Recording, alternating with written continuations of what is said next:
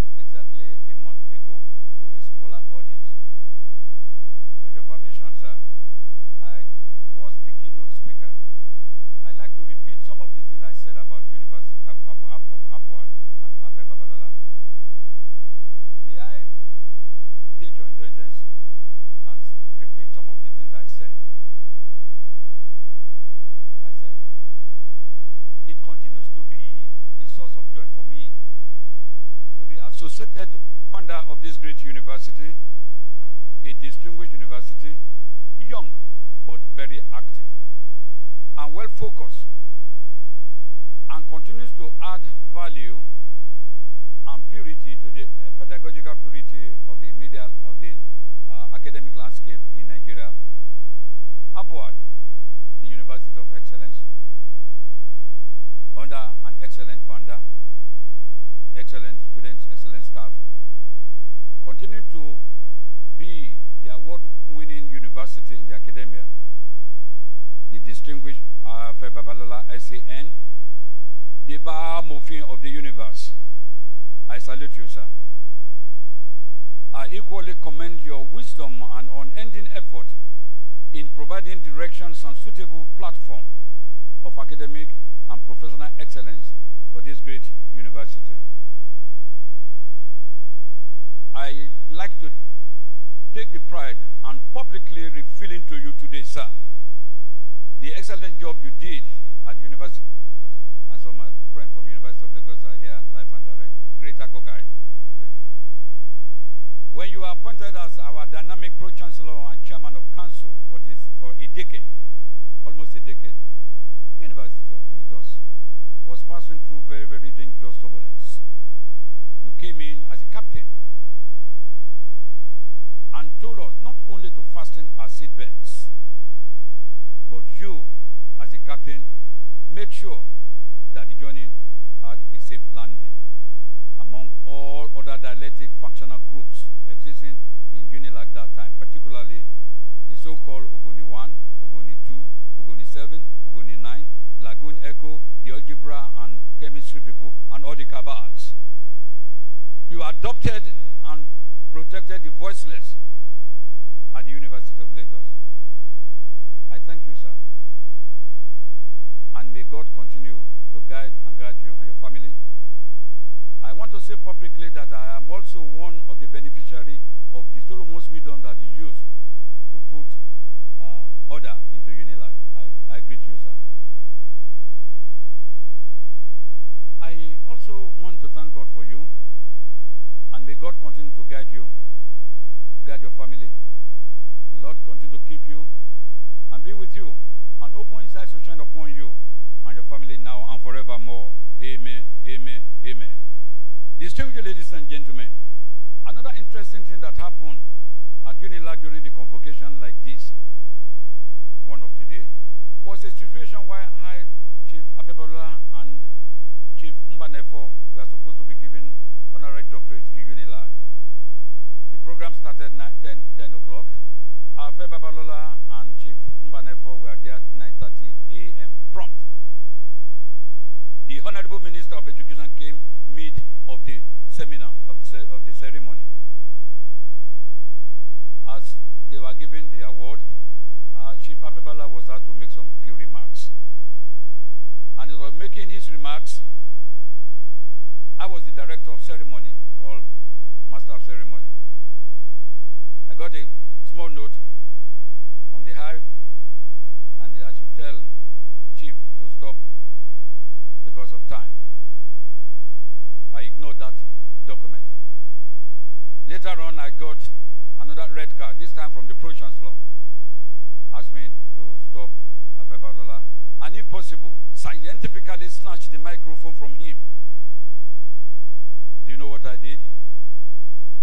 I quickly did what we call avoidance theory.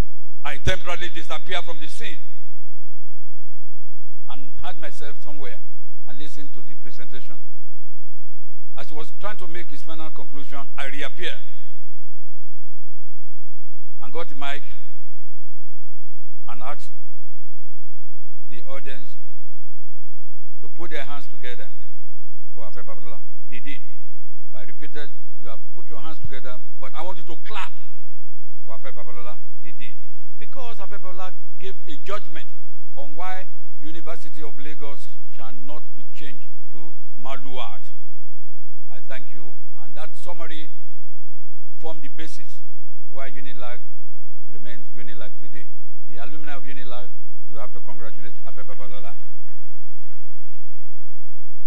Now, today's brief remarks titled Enhancing Sustainable Democracy Through Devolution of Power and Through Federalism, the Role of the Media in Nigeria. This is in addition to the lecture itself.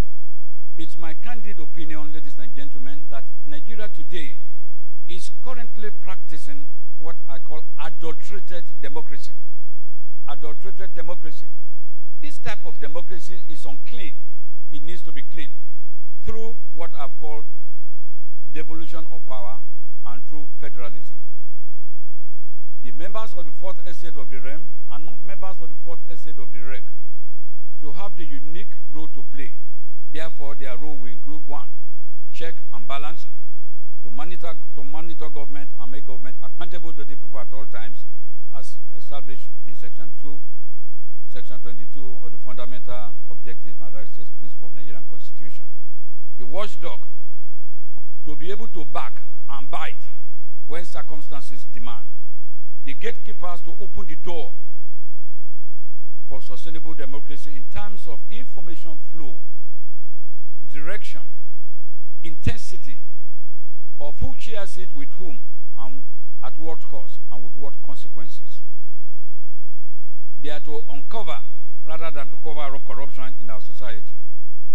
To be seen as the Fourth Estate of the realm and not members of the Fourth Estate of the reg as we saw them in 2015 general election. The Nigerian media should now put more emphasis on the promotion of journalistic integrity. Nigerian media should promote the concept of journalism and not journalists. The oversight monitoring of projects, I want to say, should be managed by an independent something, not by National Assembly. I'm coming to National. National Assembly should also try as much as possible to make it a part-time work and sitting allowance. You pay, you get allowance. You don't come, no sitting allowance. Promote ethical consideration in the rapportage. Exhibit and promote ethical consideration in the coverage of election 2019. The social media and the mainstream media to work together, not to kill themselves.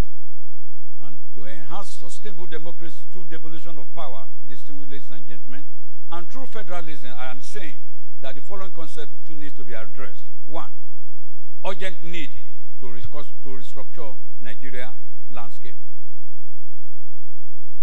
Too much power at the center is police will come when it will come. It's a question of time. I remember my dad used to tell me that they had local government police, popularly referred to urban kinkio. Make Senate sitting allowance, reduce and remove the so-called 13.5 for Senate, 10.5 million for running costs for House of Representatives, and when the state cannot pay 18,000 minimum wage, and people are growing, what are they running? What costs are they running? I don't know. Create more institutional framework like the judiciary and the media. And I challenge the judiciary and the media. You are the only 2 left institutions that can save this country. We are talking about devolution of power. Make fake news a criminal offense and prosecute writers and medium carrying them. Distinguished ladies and gentlemen, this opening remark will be incomplete if I don't mention what happened on September. I'm supposed to spend 15 minutes, but I spent 1 hour, 5 minutes because I was fascinated with what I saw, flabbergasted, taken aback on how well arranged and well structured the College of Medicine. May I say, sir, I visited University of Lagos Teaching Hospital, Luth, and UCH Ibadan. What I saw at the Abbott Medical School indeed tells me that the 2 combined College of Medicine are far, far below what I saw at the Abbott College of Medicine, right from the gate. At the end of the tour, distinguished ladies and gentlemen, I wrote in the visitor's book, I say, thank you, Afe Babalola, for arranging this tour for me. My coming to Abuad for this conference, international conference, would have been incomplete or inconclusive if you did not arrange this meeting for me. As I entered the building, that College of Medicine, different gate.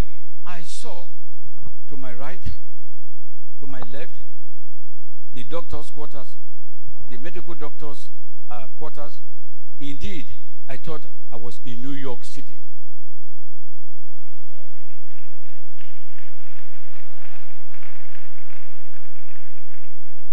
Or I was going through Johns Hopkins University College of Medicine in Baltimore, Maryland. Congratulations, Afe Babalola. The totality of what I saw in my judgment is more than the combination of Luth and UCH combined. They were so digital. Afe Babalola, indeed, you are not only the K of Nigeria, I refer to you, sir, as the Rockefeller of Nigeria. Distinguished ladies and gentlemen, what I saw was beyond my imagination. And I'm sure those of you who went around this morning, you concur with what I've said. And it's rude. If the Honorable Minister of Health has not visited Afe Babalola College of Medicine, he should be advised to come and visit Afe Babalola College of Medicine. And we had visited before. I honestly appeal to the Honorable Minister of Health to please arrange and tell Mr. President of Nigeria, Muhammadu Buhari, to come and see Afe Babalola's wonders. Therefore, distinguished ladies and gentlemen, the song should not be anymore, "Come and see America wonders, come and see American wonders."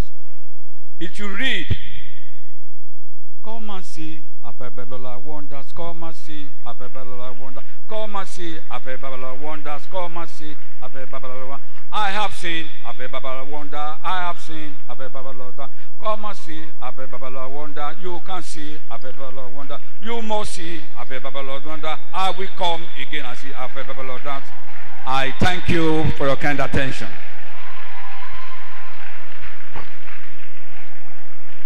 Shall we celebrate Professor Raf A. Ifeleye, please?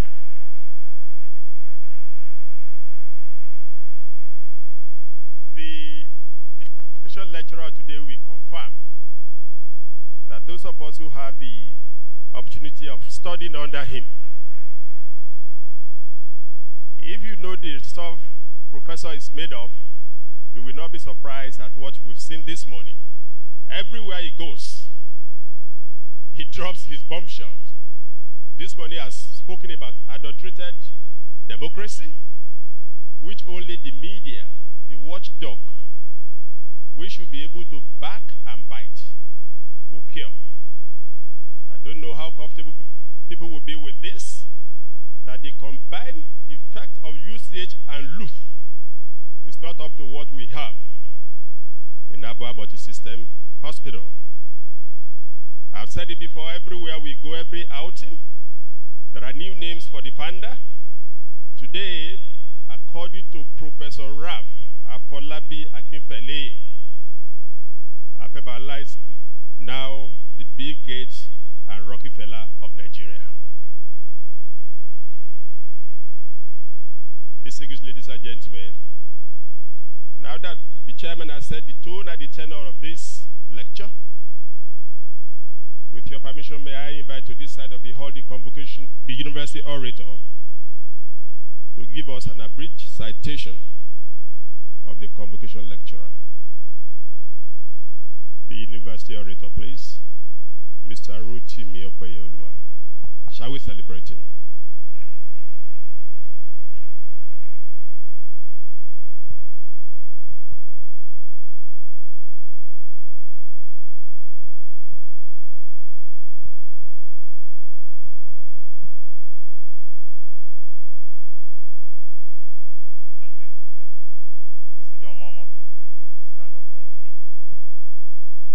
Mr. Chancellor, sir, standing before you is Mr. John Momo, the Chairman of Channels Media Group and Chairman and Chief Executive Officer of Channels Television. He is a renowned broadcast journalist with a vast experience spanning 4 decades. Before founding Channels TV, John Momo worked variously as senior news anchor, reporter, and producer for Radio Nigeria and Nigerian Television Authority. After 6 years, he has grown from being a star employee to creating a multi-million-dollar media enterprise, employing over 400 staff across Nigeria, Africa, Europe, and the United States, reaching the world with the same business model that some armchair critics and analysts predicted would fail. Our distinguished lecturer for 2018 is a rare breed. In his lifetime, he has left remarkable achievements and indelible footprints in the sand of time. Matter of fact, the verdict of history is that he has rendered services in media practice which succeeding generations shall consider imperishable. I beg you, especially students fortunate to be present here to listen to him, engage him and consider him a sage, worthy of your attention. He is a master at the game of news gathering, dissemination, and recently an excellent media entrepreneur. He flaunts a dossier rich in experience and in the possibility of the dawn of infinite possibilities in Nigeria. He is a gadfly, a media mogul. His flight to the top is not sudden. It was and is still a steady rise with his gaze pointedly upward but backed with the dint of hard work. He walks the talk. It is said that he is an eternal optimist, unlike President Harry Truman of the United States of America. The buck stops at his table. He takes responsibility with seriousness. Tales from the grapevine says that he is always glued to programs on his channel, both within and beyond Nigeria's national frontiers, and will not hesitate to instruct, correct, rebuke, and encourage his staffers as the occasion may demand. He is highly decorated with multiple awards to show for his exploits, an absolute professional to the core.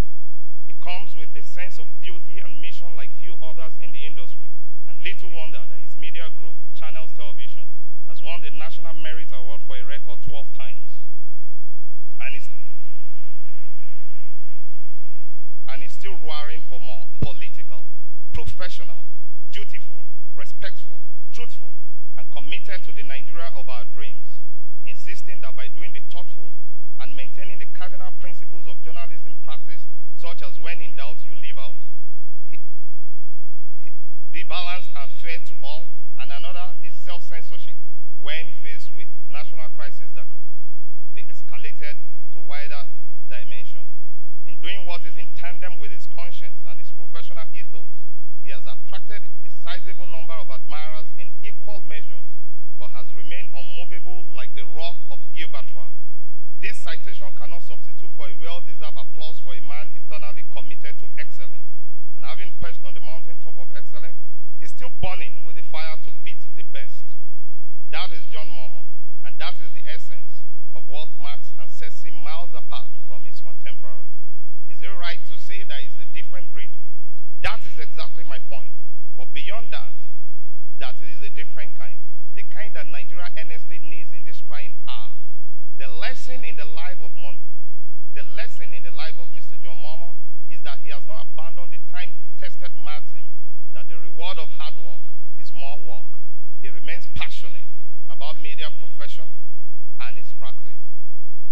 He has continued to ensure that he keeps to the ennobling tenets of the profession, even though the allure taken by some crooked party. Our august visitor has traveled the world both for pleasure and in search of knowledge. A man of infinite vision, he has mentored and continues to mentor a generation of broadcast journalists by personal example and exemplary conduct, spiced with humility. For him, he has taken media practice as a high calling. This rolling stone gathers moss. In December of 2015, Mr. John O. Momo was conferred with the National Honor of Officer of the Order of the Niger, ON. His other awards include Lifetime Achievement Award by the Nigerian Information Society, Entrepreneur of the Year by Faith Foundation, Entrepreneur of the Year by the Institute of Directors of Nigeria, Distinguished Alumni Award by the Lagos Business School, and the Zik Award for Entrepreneurship. If there is one broadcast journalist in Nigeria You don't have to look far or beyond John Momo. He is the defining personality of that profession. He has raised the bar and earned the trust and admiration of Nigerians on account of his eternal commitment to factual reportage. His media practice, his media platform continues to repel the darkness of divisive reportage by shining the light of truth and ensuring that our broken walls can be rebuilt again. He oozes hope. He is a towering figure. His towering figure is not just about his physique, but by his abiding commitment to live for others, a life spent in the service of humanity. It is said that when he sits, it is said that as he sits on the media, it is said that he sits on with the presence of mind and perhaps business model that has made it possible to pay staffers at the end of every month. It is unthinkable not to pay staffers in Channels TV. That is no ordinary feat, given the pervasive and fiscal indiscipline and recklessness of some other media executives that makes such a mandatory obligation a Herculean task. Ladies and gentlemen here present today, especially students of mass media communications and allied courses here present, invited guests, our Chancellor, sir, in the atmosphere of moral relativism and torpedo, charade, greed for power, and purrid perfidy, I present to you a man, a scion of professionalism and knight of excellence, with dazzling brilliance, with an uncommon baritone voice which echoes in the ear, with the sheer musicality that is peculiarly his. A man in whom we all can and should actually take pride. A man of unblemished public record. A man in whom there is no guile. His name is John Momo, a symbolic figure in our thirst for renaissance. A symbolic figure in our thirst for renaissance in Nigeria. I present to you a great broadcast journalist that can show the way. John Momo Owen. Eminent ladies and gentlemen, Mr. Chancellor, sir, it gives me tremendous delight and honor to invite to the podium a highly esteemed august visitor, Mr. John Momo, for his remarks. You're most welcome, sir, as I yield the floor to you.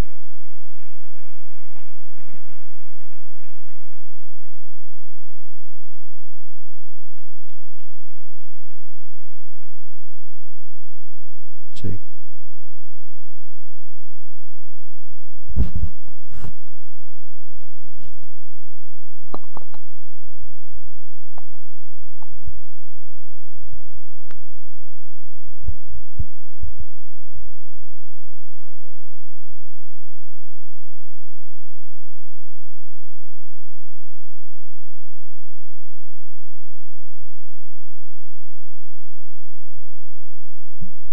Thank you very much indeed. Thank you. Thank you for that generous introduction, and thank you for the generous welcome. Just before I go into my lecture, I've been taken around just about 1/10 of the facilities on this campus, on this university. And it's incredible what Baba, our RA, has put together here. So I'm going to be asking you to do two things for me before I deliver my lecture. The first thing is, I will crave your indulgence to ask that we should all rise and give the great RA and his amiable wife a standing ovation. And I mean a standing, because I want to hear the applause.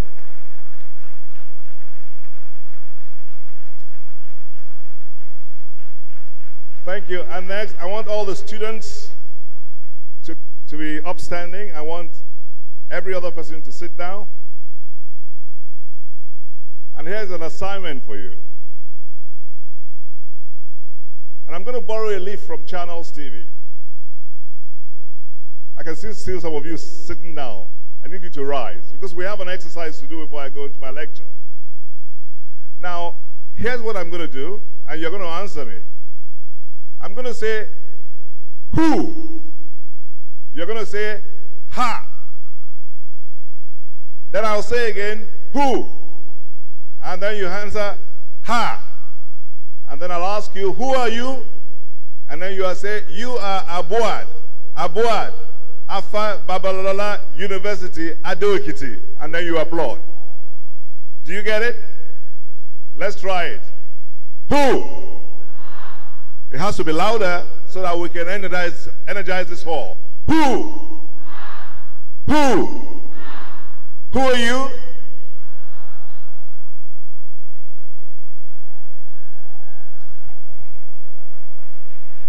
Thank you. You may be seated. You tried. You tried. You tried. Thank you very much.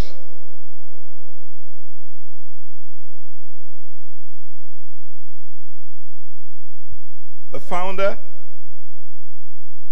the great Are, Afe Babalola, philanthropist, educationist, visionary, and legal luminary. The Bill Gates and Rockefeller combined together. Members, before the members of the governing council, his amiable wife, Yeye Are, members of the governing council, the members of the various faculties, the proud parents who may be here this morning,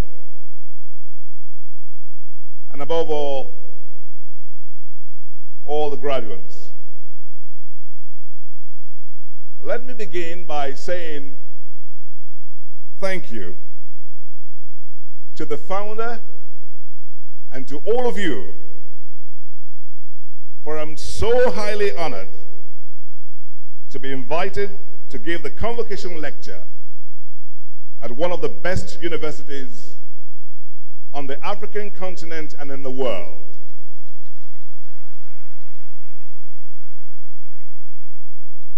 My heartfelt congratulations to all soon-to-be graduates for the hard work and accomplishments that have brought you to this day. You more than deserve it because you have toiled and worked hard.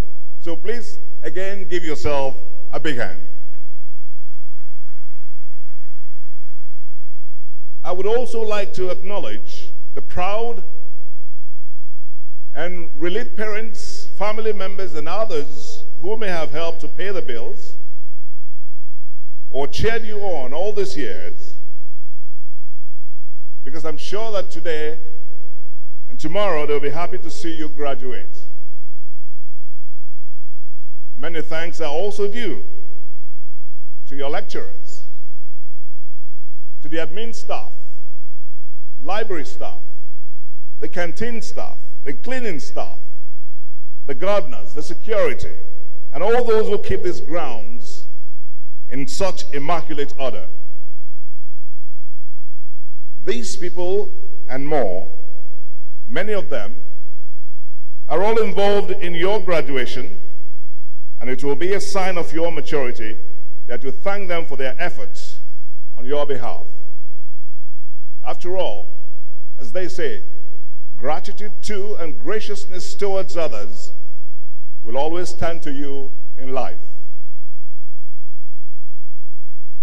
It was just like yesterday when you matriculated. And just like that, graduation day is here. Right now, at this time, at this very moment, it's like you're about to board the ship of life. You are leaving behind your comfort zone, the safety and security of campus, for the uncertainty and adventure of the rest of your life. You well know that life is, of course, a journey. And as you set sail, some of you will pause and think about what the future holds. what people you'll meet, and what will happen to your career. So your degree is like a jacket, a life jacket on the ship of life. It will keep you afloat until you find your own niche. And as the world that we live in now is rapidly changing, you will have to be able to adapt to the changing times to keep afloat. But keep in mind that you are already in the top 1% bracket to have gotten to where you are today. As you move on from here, you're likely to suffer some setbacks along the way, and that is definite. But remember that even if you fail and you fall many times, that's okay. Just get up, dust yourself up, and move on. The strength of your character comes not from how you react to your successes, of which there will be many. Instead, the strength of your character comes from how you react to your failures, of which there will also be many. Especially if you are bold, you are daring, and you are audacious. So, always believe in yourself. Persevere, but be willing to adapt. To paraphrase the Bible, from whom much is given, much is expected. You've been given the tools with which to solve the world's problems, including those plaguing our dear country, Nigeria. We look to you from now on to fix them. But I've been invited to address you on this very special day that we are celebrating your academic success on the topic, deconstructing the Nigerian conundrum as a panacea for national cohesion and transformation. Incidentally, this is a topic that's so close to my heart, and quite coincidentally so, as I'm speaking to a new generation of Nigerian graduates and the creme de la creme of the Nigerian academia at this fountain of knowledge. But the good thing is that this situation tasks the ability to be audacious with hope. But nonetheless, how do we conceptualize the conundrum with specific reference to Nigeria? In my opinion, the Nigerian conundrum is a sum of our intractable problems. It began for operational purposes from the period of our post-colonial period up to the period of independence. The immediate post-independence period, the period of the military, and the many attempts at democracy are notable times we can also put in context. The conundrum is reflected in our political challenges, witnessed in the fears and experiences around coups and counter-coups, and in the tensions around elections. It reared its head in the downsides of military rule, through the abhorrence of debates, and then due process and methods of public administration.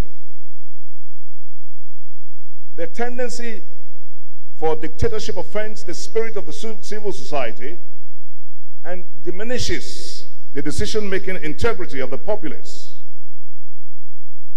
But apart from our military dictatorship experience, there's also the crisis of democracy, along with the practitioners in the democratic process.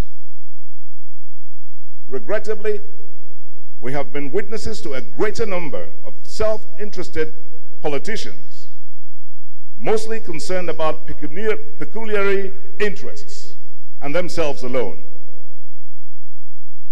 Contrary to their campaign promises, our politicians are placing their private interests above common and national interests. And this has led to lip service and a slow pace of national development. Many politicians now see the treasury as a tool for enrichment. There's hardly any distinction between, as have been shown in many cases in the past, between their private purse and that of the public. Once they have access to public fund, its misuse and its abuse begin in earnest. And while there may be some accountability at the federal level, there's little or none at the state and local government levels. The results have been failed promises, poverty, lack of economic development, deprivation, and insecurity. The people are then alienated from government at all levels. Think about it. It's like we're back to colonial period, to colonialism, where the politicians are the colonial masters and the people the subjects. While our politicians lead us through this path, we watch as currents, as many other nations are progressing. We've heard of stories of Singapore, Malaysia, the United Arab Emirates, China, and increasingly Rwanda. Most of them countries with whom we were once development peers. Today, many of those countries are far ahead of us in development and are yet increasing their strides. On the other hand, we have remained stagnant on many fronts, or at best are developing at a slower rate. One of the greatest challenges facing our country today is the threat to national unity, as centrifugal tensions, resource control, and self-determination, ethnicity-based identity politics, and religious cleavages have enveloped national consciousness. But the issue of ethnicity and the exploitation of its residual gain has been with us from the beginning. For those who know, Nigeria's founding fathers, great as they were in terms of what they hoped for the young country in 1960, played their politics on ethnic lines for the most part. For example, the Northern People's Congress, MPC, was for the advancement of the North.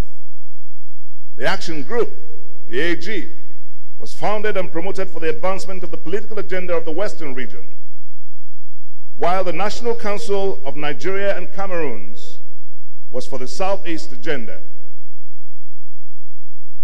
Today, several years after, Nigeria is still dealing with the offshoots of such rather self-centered calculations.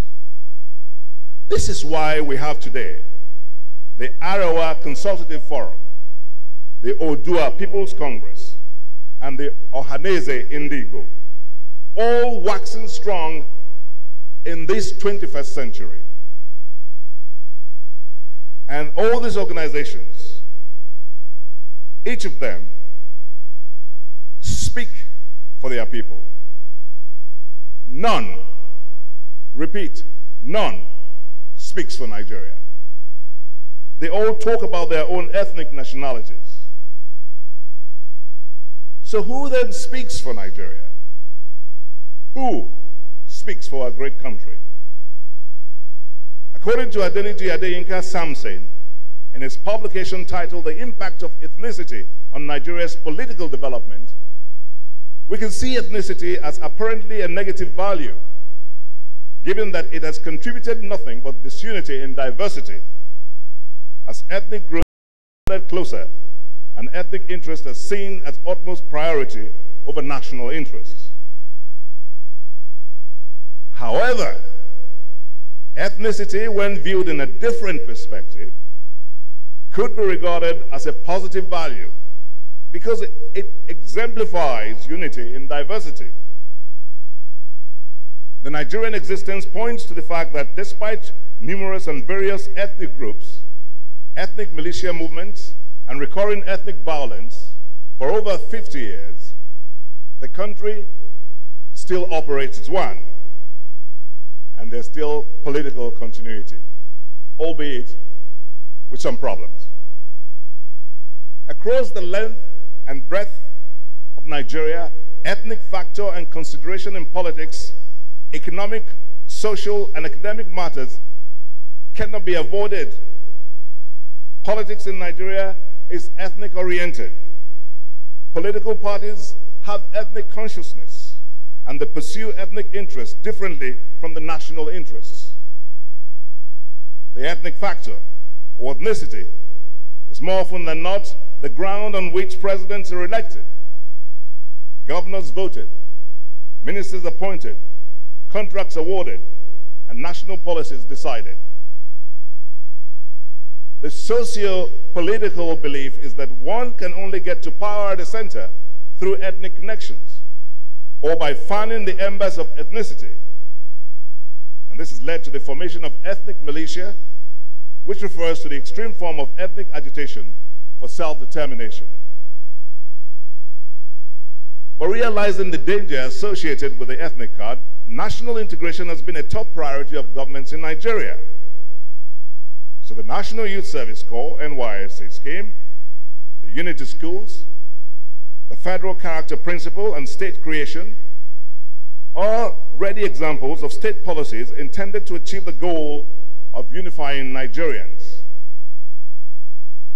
But it is clear that the outcome of integration policies and programs in Nigeria have fallen far below expectation, as primordial ethnic loyalties are still deep-seated. Ethnic particularism is seen as the major cause of this failure, and consequently, suggestions and policy options are targeted to deal with this issue. Make no bones about it. Unity occurs when all of the elements of a piece combine to make a balanced, harmonious, complete whole. As the political landscape becomes very busy towards the 2019 elections, we are witnesses to the role that ethnicity is playing in throwing up the gladiators. I dare say that the rivalry between the ethnic groups has made it impossible for leaders of high moral standing who live above boards, like the Are, who exude impeccable and predictable character, and who are ready to offer themselves for the development of the nation. They are discouraged. Ethnic affiliation has not allowed such leaders to emerge, and at each election, the emphasis has always been on where the candidates came from, rather than on the right candidates for election. How do we deal with this political conundrum? How can we ensure that our political actors think and believe more in the collective rather than in self?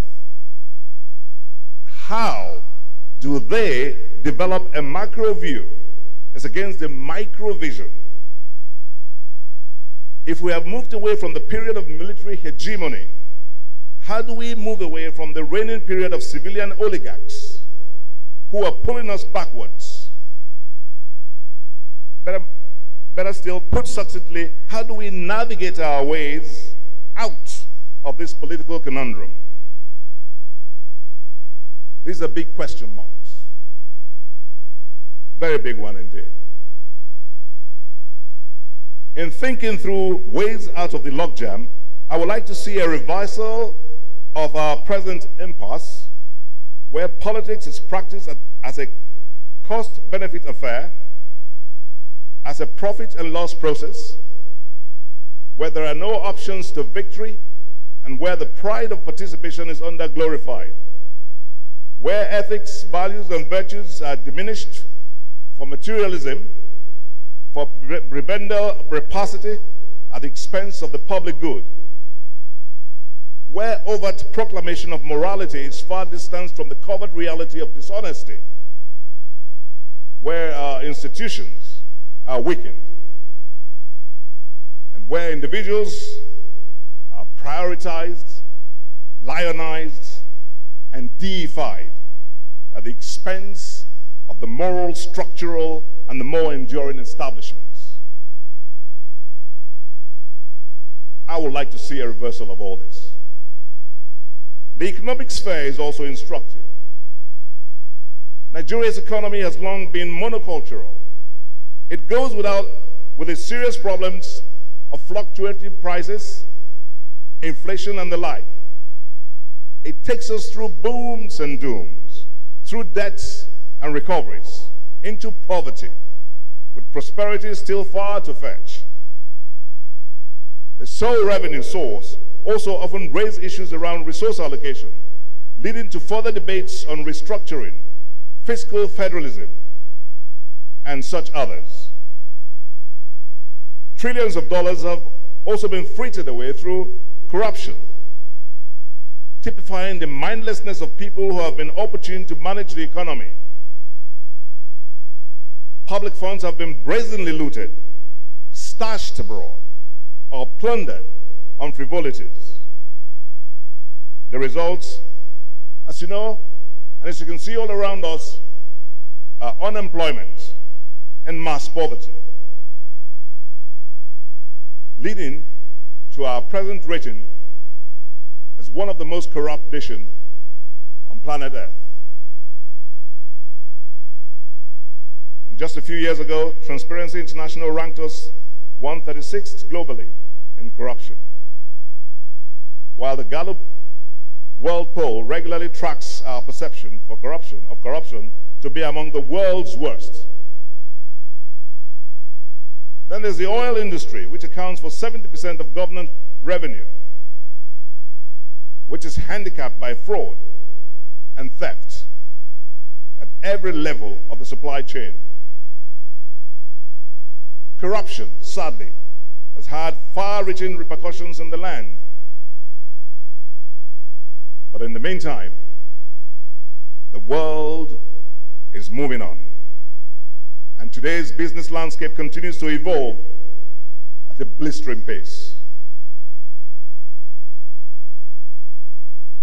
Even though Nigeria has an abundance of human and natural resources, including one of the region's most trainable workforces and Africa's largest oil reserves, it remains one of the world's most unequal societies and continues to face a number of serious social and economic challenges. So the conundrum in our current sociology is defined by the absence of peace, leading to disinvestment and the flight of capital. It is identified by the fear of tomorrow and concerns over unpredictable death, destruction, and devastation. The fear of the man next door, your neighbor, and the atmosphere of mutual distrust, all highlighting the conundrum of insecurity. And with this, productivity is naturally discouraged. With the death of productivity, there's unemployment, there's underemployment, and underdevelopment. In writing this speech, I sighed. I said, what am I doing to our graduates? Well, the intention is not to dampen your enthusiasm as you celebrate your graduation today. My intention is to throw up the challenges confronting us as a nation and the chaos, confusion, and disorder that we have found ourselves. But even much more important, my intention is to let you know that chaos, confusion, and disorder are antecedents of opportunity. So the big question is,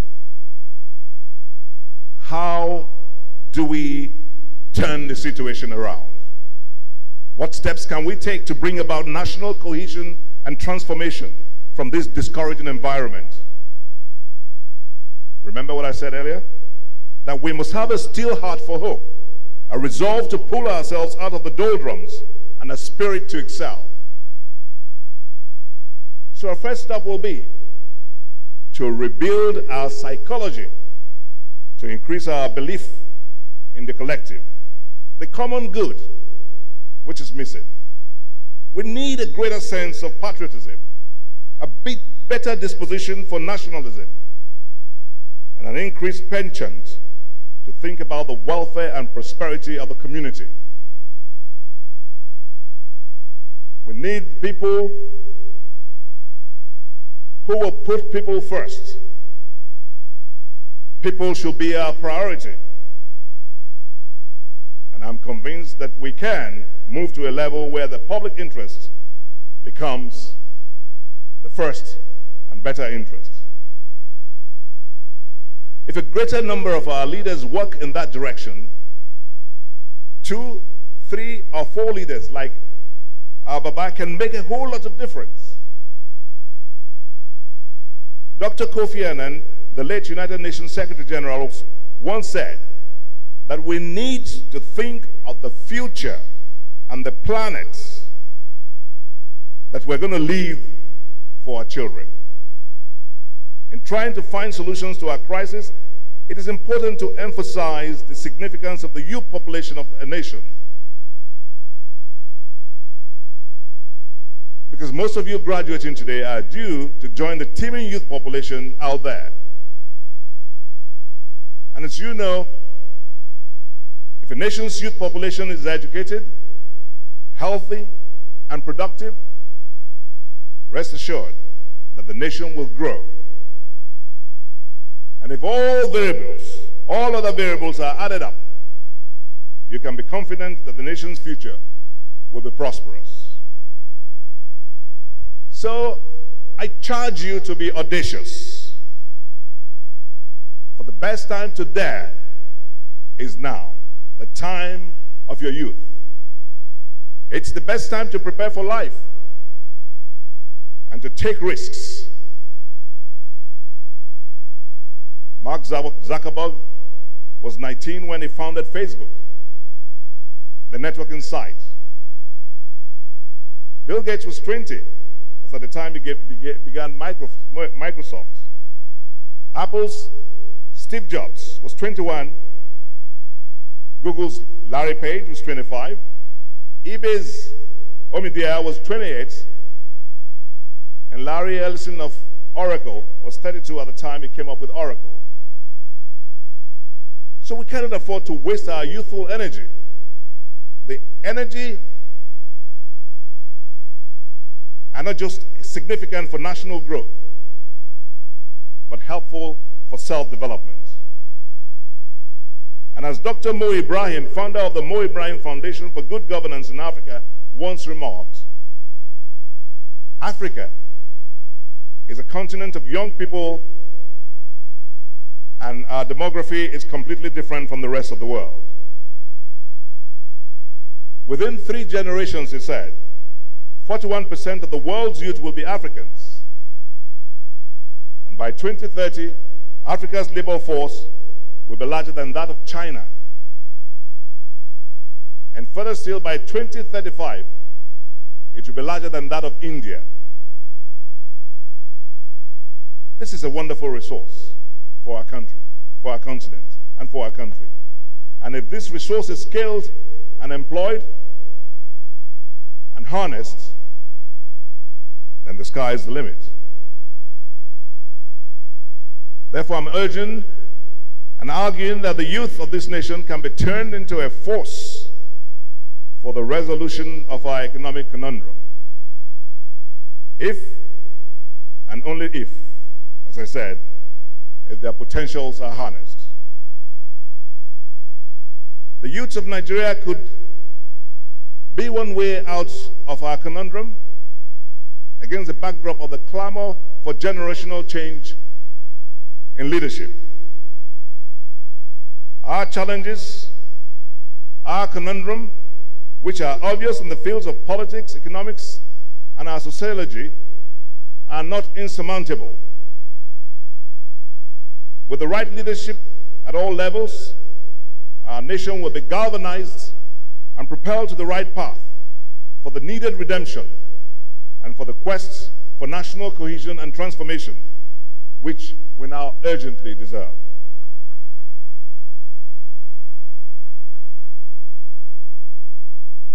I congratulate our new graduates-to-be, but may I remind you that your journey has just begun, because you will definitely meet with diverse challenges, and they will task your imagination, shake your faith, shake your patriotism, and you always feel like giving up. Do not be daunted. I encourage you to have faith in your country and defend it. All-round education entails the ability to use training in your chosen field of study to proffer solutions to societal challenges. The future of Nigeria, our dear country, rests on you. Every of your efforts in deconstructing Nigeria's conundrum for national integration, cohesion, and transformation would position you for national greatness. So again, I challenge you all to see any obstacles you would ever confront in the future as a springboard to contributing your quota. As I am most certain that you already know it,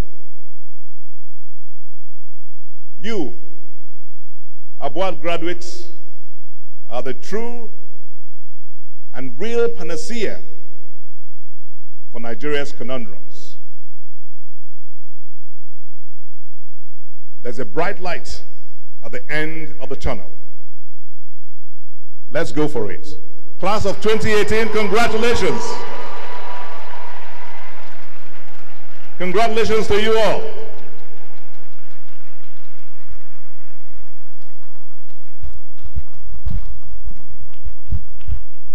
Please, shall we clap for the convocation lecturer? We have in the house the Minister for Communications, Honorable Adebayo Shitu. You are welcome. Please, shall we celebrate the convocation lecturer as he goes back to his seat? He has really given us food for thought. He really has given us some food for thought. I want him to sit down before I give a brief summary of what he said.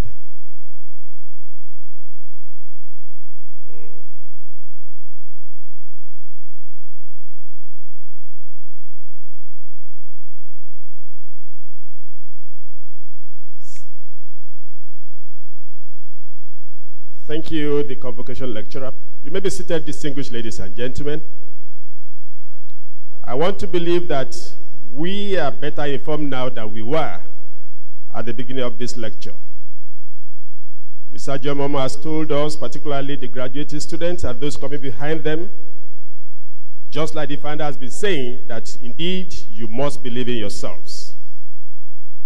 Mr. Momo told us that as youths, we cannot afford to waste our youthful energy.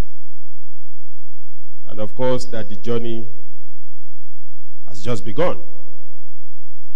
Just like Professor Akifele spoke about adulterated democracy, Mr. Momo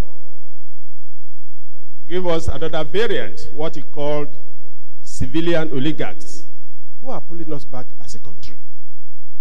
No wonder corruption is endemic in the land, with the attendant unemployment, underemployment, and of course, underdevelopment.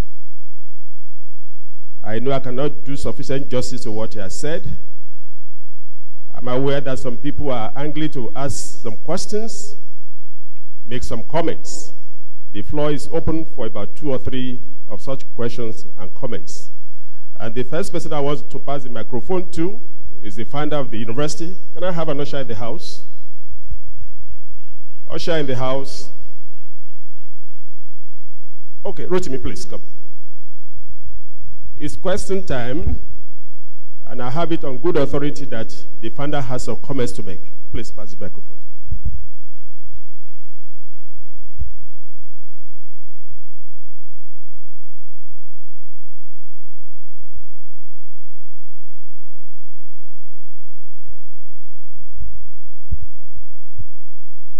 Yes, questions, comments from the floor on account of what, on account of the lecture that Mr. Mamo has just given.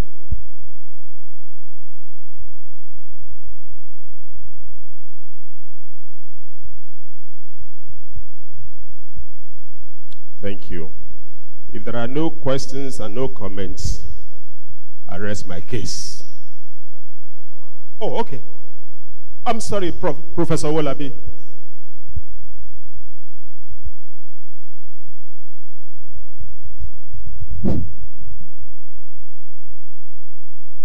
Our dear Father, distinguished leaders here present, my address is not to you, it's to my students. As I listen to Mr. Momo's speech, what I do all the time is to put in those little ones that are not here. But looking at page 9, the one that strikes me is this statistics about world leaders, charging the youth, and to say that Zuckerberg, the founder of Facebook, was only 19 when he founded it. That Bill Gates was 20 at the time he began Microsoft. That Steve Jobs was 21. That Google Larry was 25. I determined now to say that is going to be the beginning of every lecture I give to my students in engineering. I must let them know that it's not Owolabi at 83 that can make any difference to them. But what I say to them is to remind them of all this. What I normally do when I teach my engineering students all the time is always to go back to history and let them know what these great people, the Coulombs, the Amperes, the Faradays, how old they were when they were founding these theories that we are learning. Most of them were under 40. So, and when I teach my students, and a lot of them are dozing away and showing disinterestedness, I wake them up. I say, look, you are the one who need to do this thinking. All the things that we are learning now were founded by people who were under 30, who were under 20. And I think that's the major thing I took out from this paper. Thank you very much. Thank you, Professor Wolabi. That is just a comment. My friend in green shirt. Oh, okay, Professor Adeniro, please. In front seat.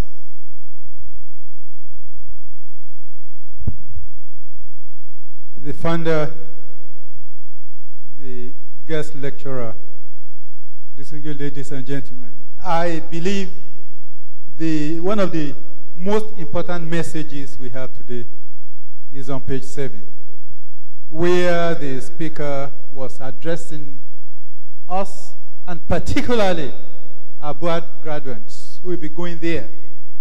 He wants you to go and make a difference and reverse the prebendal nature of our society, of our country, because the future belongs to you. And the values, the virtues, the very essence of our board, what you have learned here, is what you are expected to go out to transform the society. I implore you to really pay very serious attention to that particular page. Every page is important, but that in particular, I enjoin you to read and read it again. Thank you. Thank you, Professor Adeniro. Just re-emphasizing part of what the guest lecturer. Professor Afe Babalola, please. Founder and Chancellor, Afe Babalola University, guest lecturer. I have good news for the guest lecturer. I serve on the board of trustees of this great university, and I wish to confirm that the curriculum of Afe Babalola University has a huge sprinkling of elements to produce great leaders. The good news that I have, sir, is that if you came here another 15 years, you will see a chronicling of persons who are abroad graduates, who are directors general of global agencies, who are leaders in different spheres of our national life, regional life, that's Africa, and then global. You will be happy. God will keep you, sir. 15 years, 20 years, 30 years from now, you will begin to note that the suggestions, the charge that you have given to our students, they have heard, and we, on the part of the implementers of the curriculum, we are taking steps to ensure that we produce such great leaders. What we may keep praying about is for the seeds that we have sown in abroad to keep being flowered after these wonderful children have graduated. Before I take my seat, it may interest you to note that this university, few years old, take the university of your chairman, the university you attended, University of Lagos, that has had the faculty of faculty of law for decades. Did you know, sir, that graduates of this university in the law school, which is like the melting pot of all of law graduates all over Nigeria, we earned 12 first class from Afe Babalola University. That's indicative of the quality of Afe Babalola University. Not only, you see, the hood does not make the monk. Not only the quality of all these buildings, but also in the quality of the treatment that we're giving to our students. My prayer, as I sit, is that the great God of heaven and earth should keep Afe Babalola for us. Baba, we will celebrate you at 90. We'll celebrate you at 100. We'll celebrate you at 100 plus X, and X will be positive and large. Thank you. Thank you very much, Prof. Yes, by popular demand, the convocation lecturer would like some of the students to ask questions. My friend in green, I'll come back to you, sir Remi Omotosho.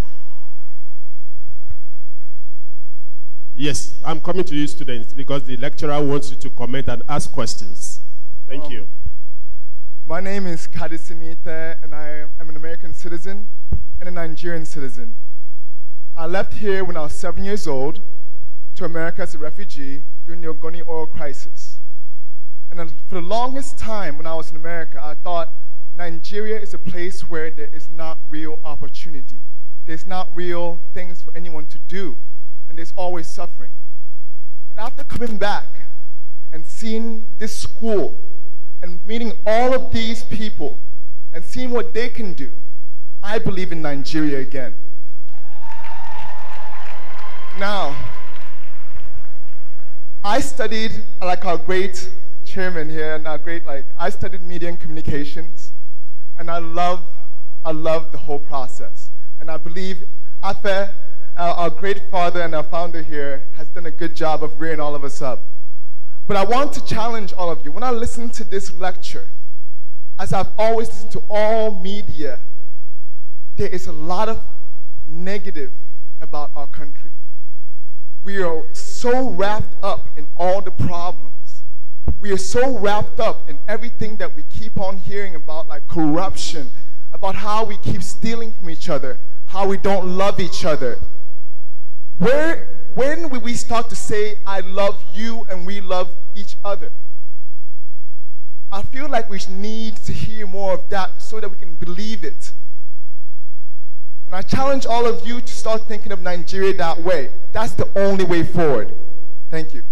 Thank you very much. Thank you. Please, can we have more students? I will come back to our leaders. Thank you.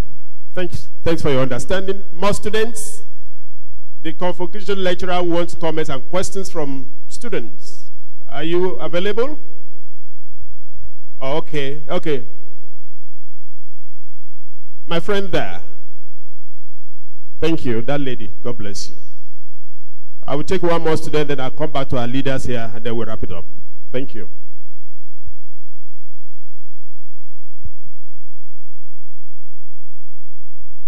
Oh, okay.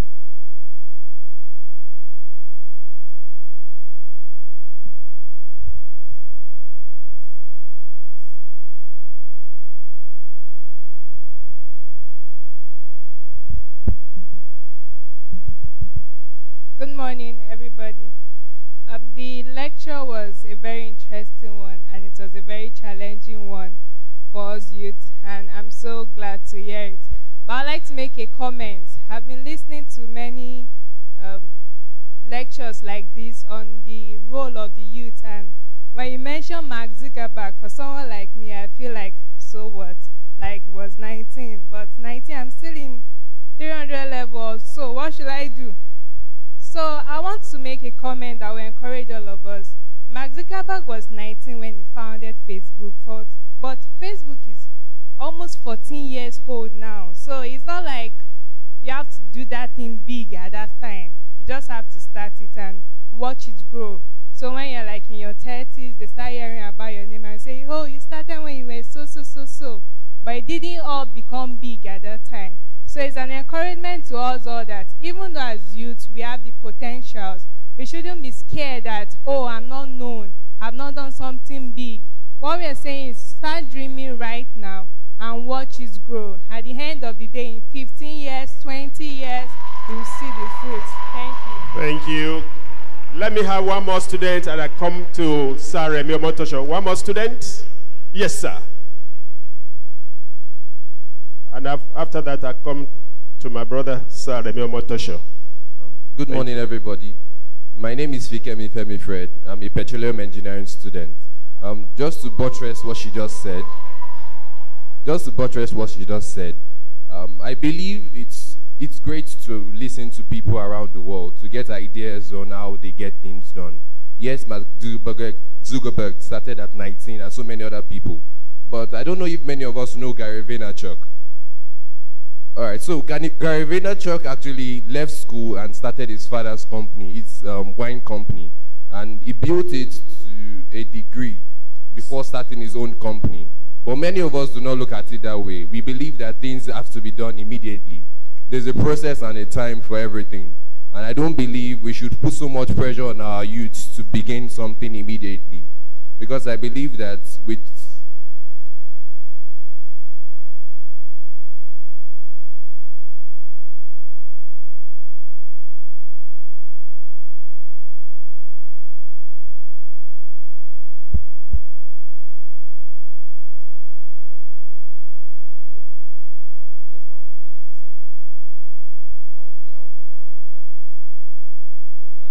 Thank you. Go ahead, brother. Okay, so what I'm saying is it's great to motivate our youths to get things done, but I don't think it's always great to push them to their limit, believing that they are going to produce something immediately. Gary Vaynerchuk, Mark Zuckerberg, Larry Page, and so many more all started from somewhere. So we should encourage our youths to even begin something instead of encouraging them to get something done immediately. Nigeria cannot be built in one day. We have a lot of problems, yes, but it starts from somewhere. We have to encourage that the seeds of greatness be planted in every youth, and not that we encourage them to begin something immediately. Thank you. Thank you. The seed of greatness. Please, brother, pass the microphone to Sir Remi Omotosho. Let me quickly respond to the comments. When I made allusion to the fact that Facebook and all the Mark Zuckerberg started Facebook at a young age, just like you've said, sow a seed. And you know, it wasn't just at the first start that it worked. He started in his workshop, you know that. So just like Albert Einstein, the great physicist, said, keep sowing your seeds every day. You never know, they may all grow.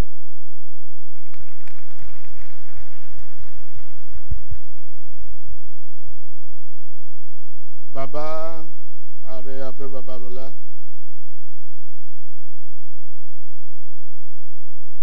your mama, don't mind whether I put doctor or sir or whatever. Your brand name is your mama.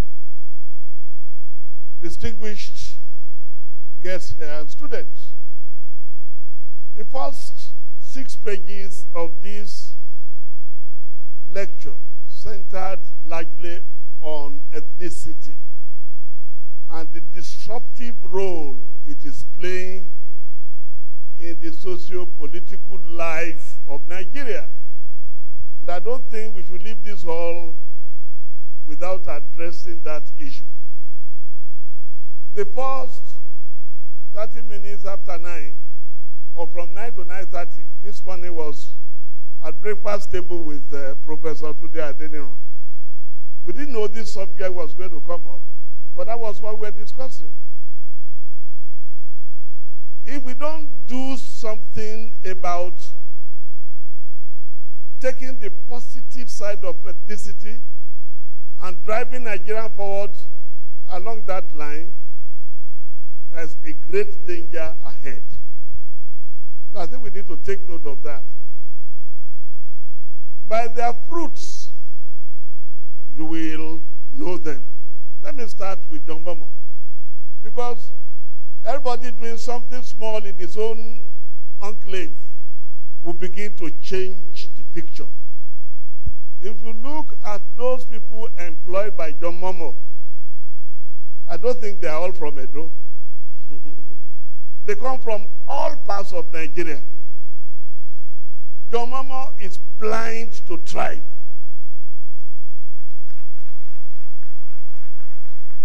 John Momo has a great knack for efficiency, for proficiency, for professionalism, and what we can deliver. That's the way to go. And we must preach this sermon to everybody that we come across. Let me come to Are himself. I was having a little time with one of my children in Atlanta. I didn't know how that gentleman got to know I was there. He phoned me to say, I am coming to see you. I said, who are you? He said, I used to be in the practice of Baba Afe Babalola. This guy is an Igbo guy. He went. What did he not say about this great man we are celebrating? Afe Babalola is a great man, is a nationalist. These are the type of leaders that we must produce in this country. I know we cannot change the whole thing in one hour, 2 hours, 1 month, 1 year, but the process must begin. What is happening in Abuad today is a microcosm of what should be happening in Nigeria.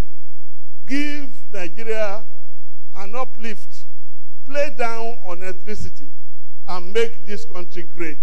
There's still hope for us, and I think we can make it. Thank you. Thank you very much. We will take 2 more before I pass the microphone to... Okay. Rotimi.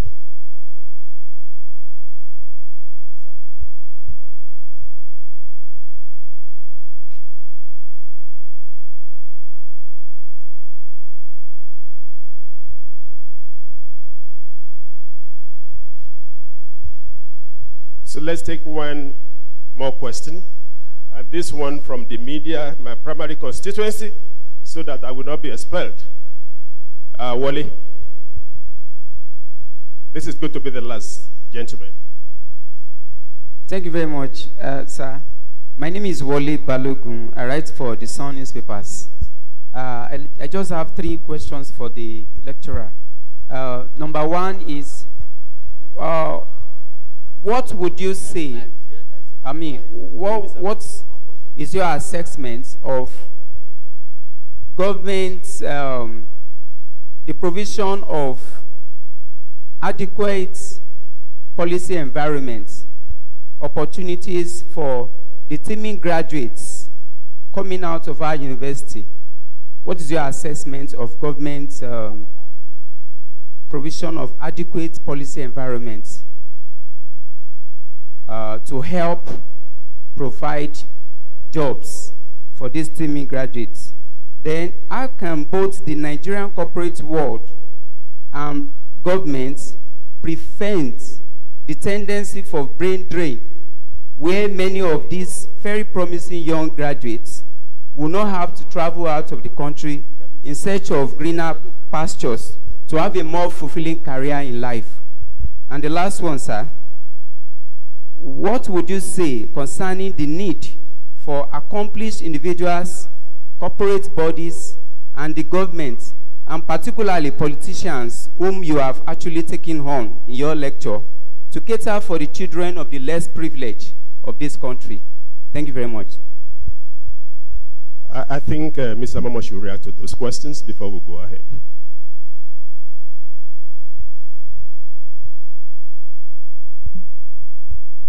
Thank you very much. Those are very interesting questions, and the typical journalist in you made sure that you squeezed in 3 questions. The first one is got to do with government policies for job creation. I think government has a number of policies for job creation, but I think we shouldn't zero in on only government, and we should also look at the private sector. Now, one of the comments that was made by my team as we were touring around the facilities here was the number of people that are employed in Abuad. And just think about it. As I said, 1, 2, 3, or 4 leaders can change the course of history for Nigeria. All you need to be doing to do is to be steadfast, believe in your country, and do the right thing. And I believe that with that, government providing the enabling environment, making sure that people who want to set up their companies do it in record time. I know that Kaduna State has been adjudged to be the best place that you can set up a business in good enough time. That will help. So there's need for the private sector and for individuals to come up with, some kind of partnership in making sure that the teeming number of youths that are not employed gain some kind of employment. If we're able to chip away by providing employment for a couple of, just take a group of unemployed youths and provide them with employment, the number will add up. But the problem is, Nigeria's population is growing in leaps and bounds. And as you know that, there's an urgent need for the government to make sure that it thinks very hard about how it's going to help with policies that will bring about a good environment for job creation. Government cannot do it alone. I know that it's a refrain, but that's a truism. The other thing is stemming brain drain. Well, I think that, you cannot stop some people from trying to seek the golden fleece elsewhere. But I think the more people are in Nigeria, and particularly for the graduates who are going to be going into the unknown world, entrepreneurship is very, very important. And I'm very happy that the university is taking that boldly on.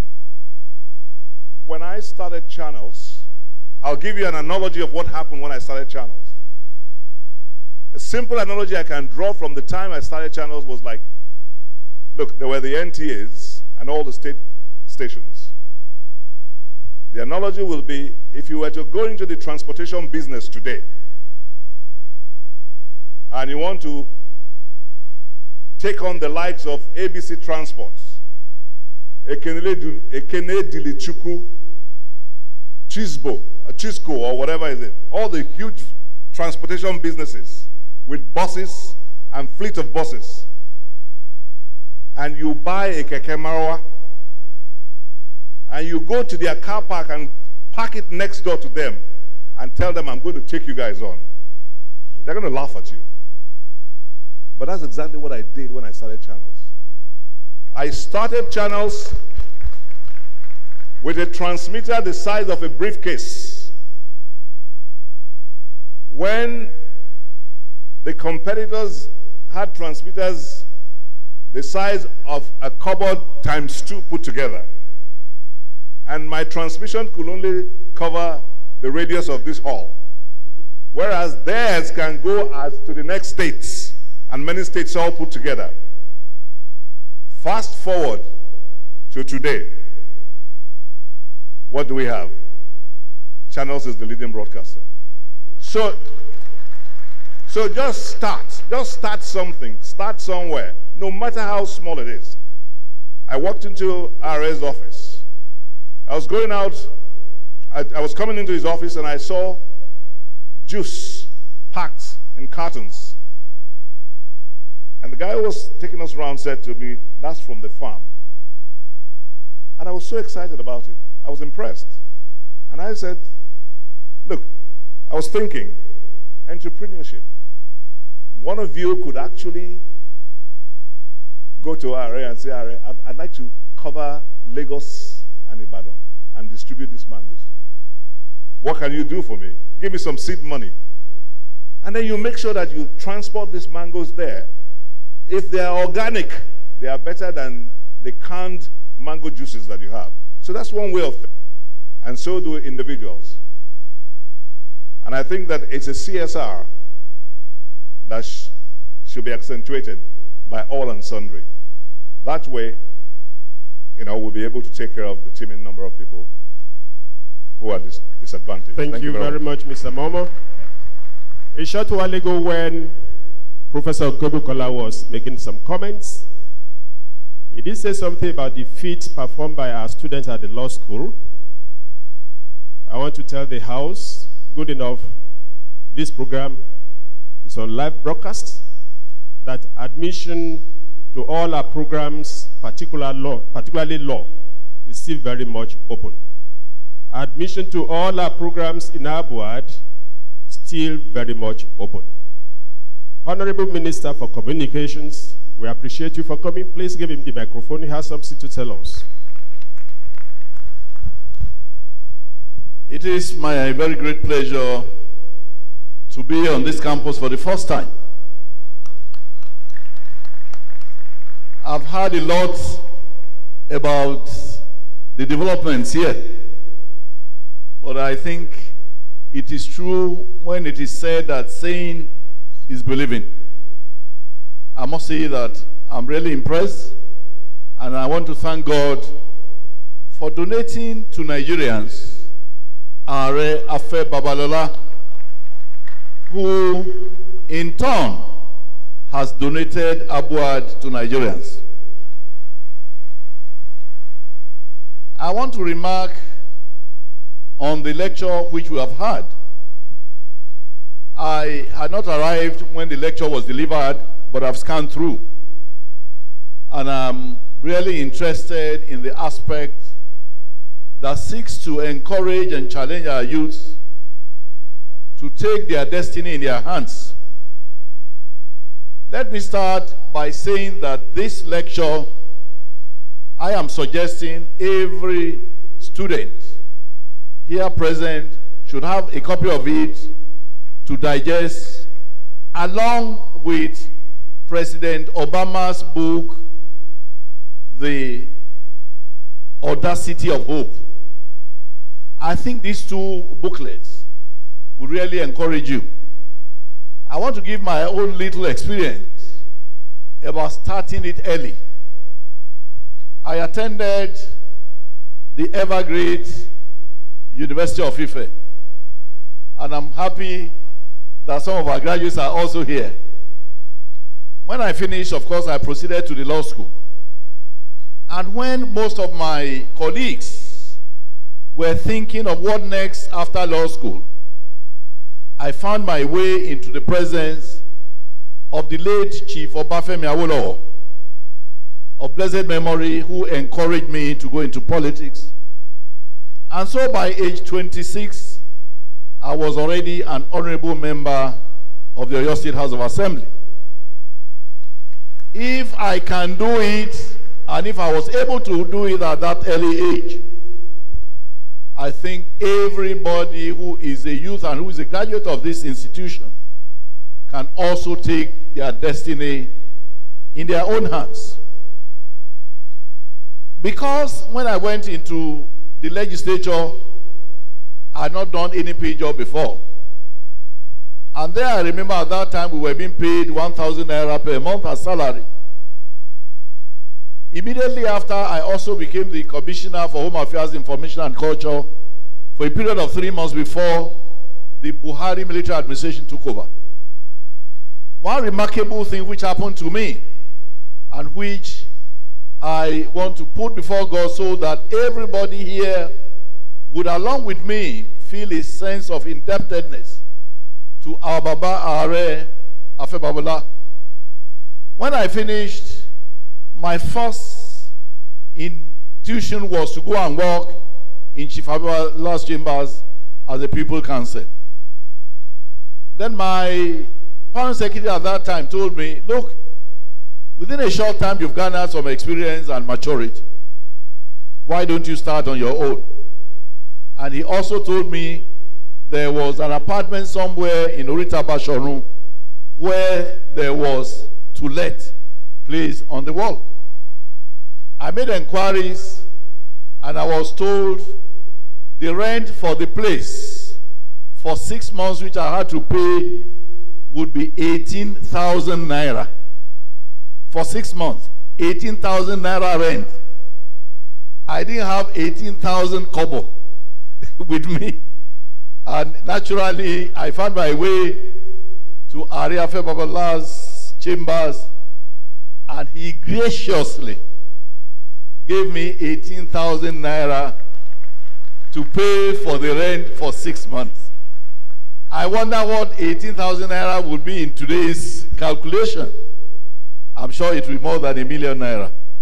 So, on behalf of my family, I want to thank, and I expect that everybody here will join me in thanking our Baba Afe Babalola for giving me that support that I needed at that time. He was the only one who was willing and ready and capable of doing that. And I pray that Almighty Allah would continue to sustain our Baba in good health, in continuing wisdom, and in longevity, and all of that. I thank you, Baba. May God bless you, sir.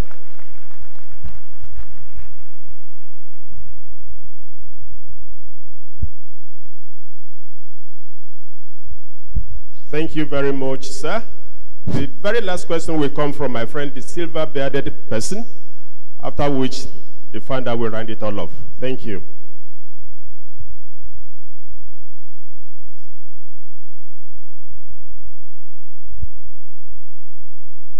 The Chancellor of this great institution. My name is Linus Okorie, the governorship candidate for the Young Progressive Party in most states of Nigeria.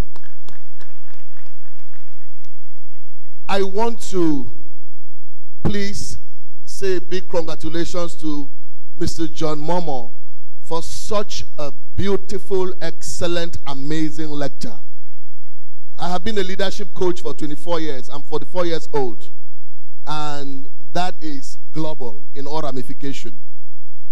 While he was speaking, I took a particular attention to this particular statement. And I want the students, great students that are here today, I was the Student Union President.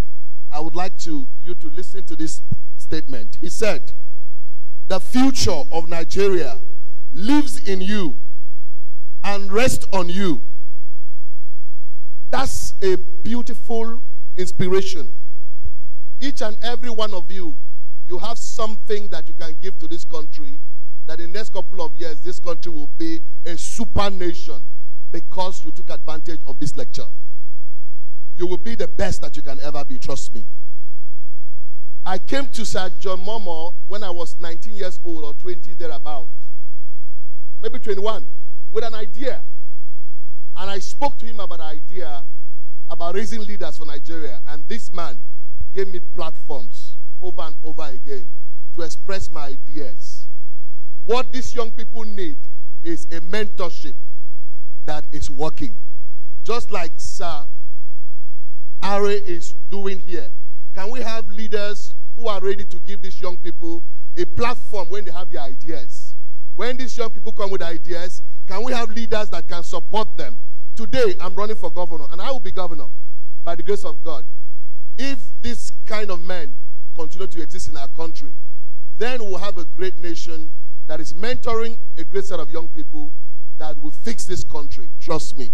Sir, congratulations for this great lecture. And society will never forget you. I appreciate you. Thank you so very much, Mr. Governorship Aspirant. This request goes to the Convocation lecturer, Mr. John Momo. By popular demand, sir, we will appreciate a soft copy of your lecture. Because of its importance, we want it on our website today. I'm sure I can link up with my friend Femi to get that. Thank you very much, sir. With the permission of the founder, the totality of us here, let me announce to all of us the presence of a friend of the house, indeed one of Afe's children, Mr. Michael Opayemi Bamidele, popularly known as MOB.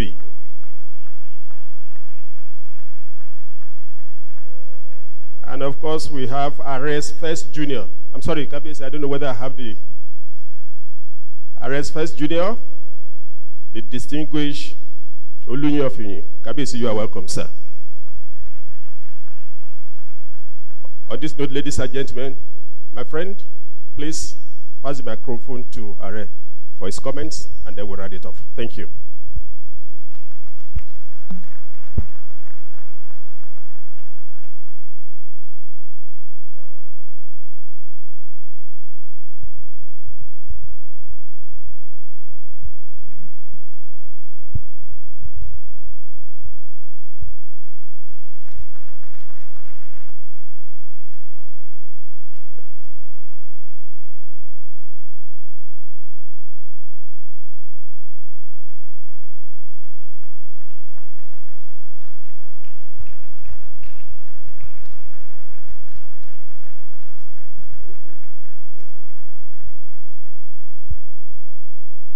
Your Royal Highness, the Olunyi Ofini,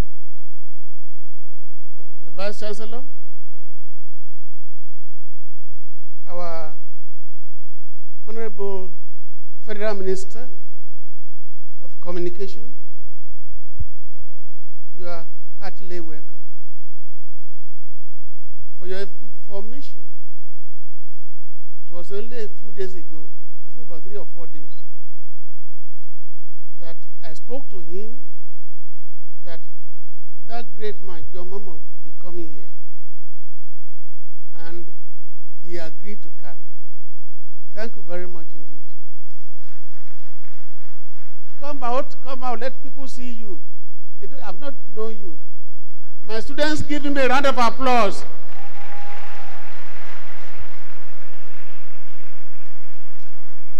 Is evidence of what you can become. This is why this university is established. We want you to pick your mentors right from here. He has told you how he started politics and how he came to law where he belongs and how he started his own practice. Now it is a case of success, success, and success. Congratulations. I will forgive you for not coming here much earlier. You will stay for at least a night. We go around and see the magic we have performed here. Congratulations.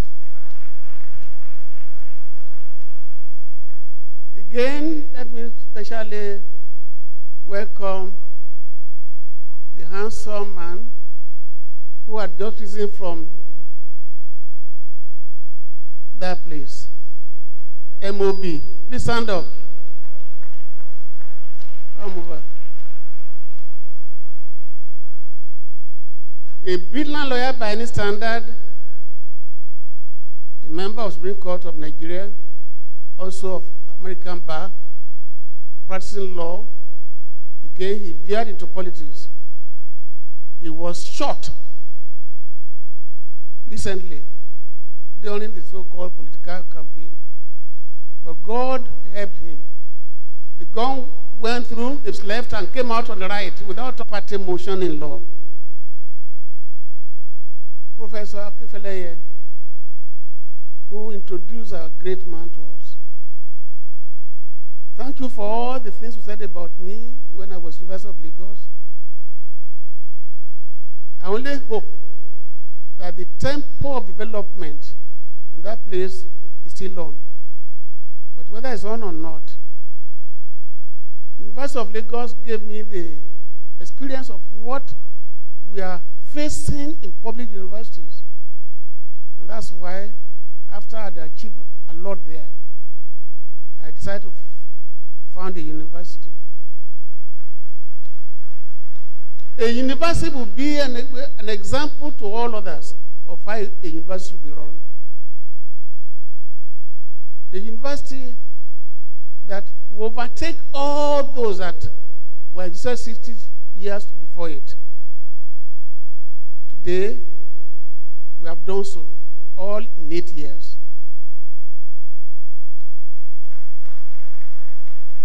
We are the best in law in this country.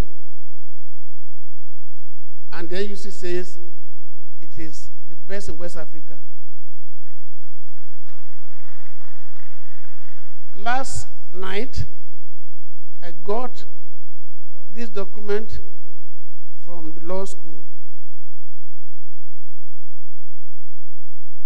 where the director told us, and I later found it, that Abuad had 12 first class in law school.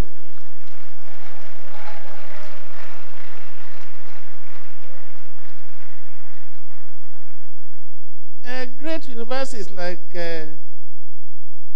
University of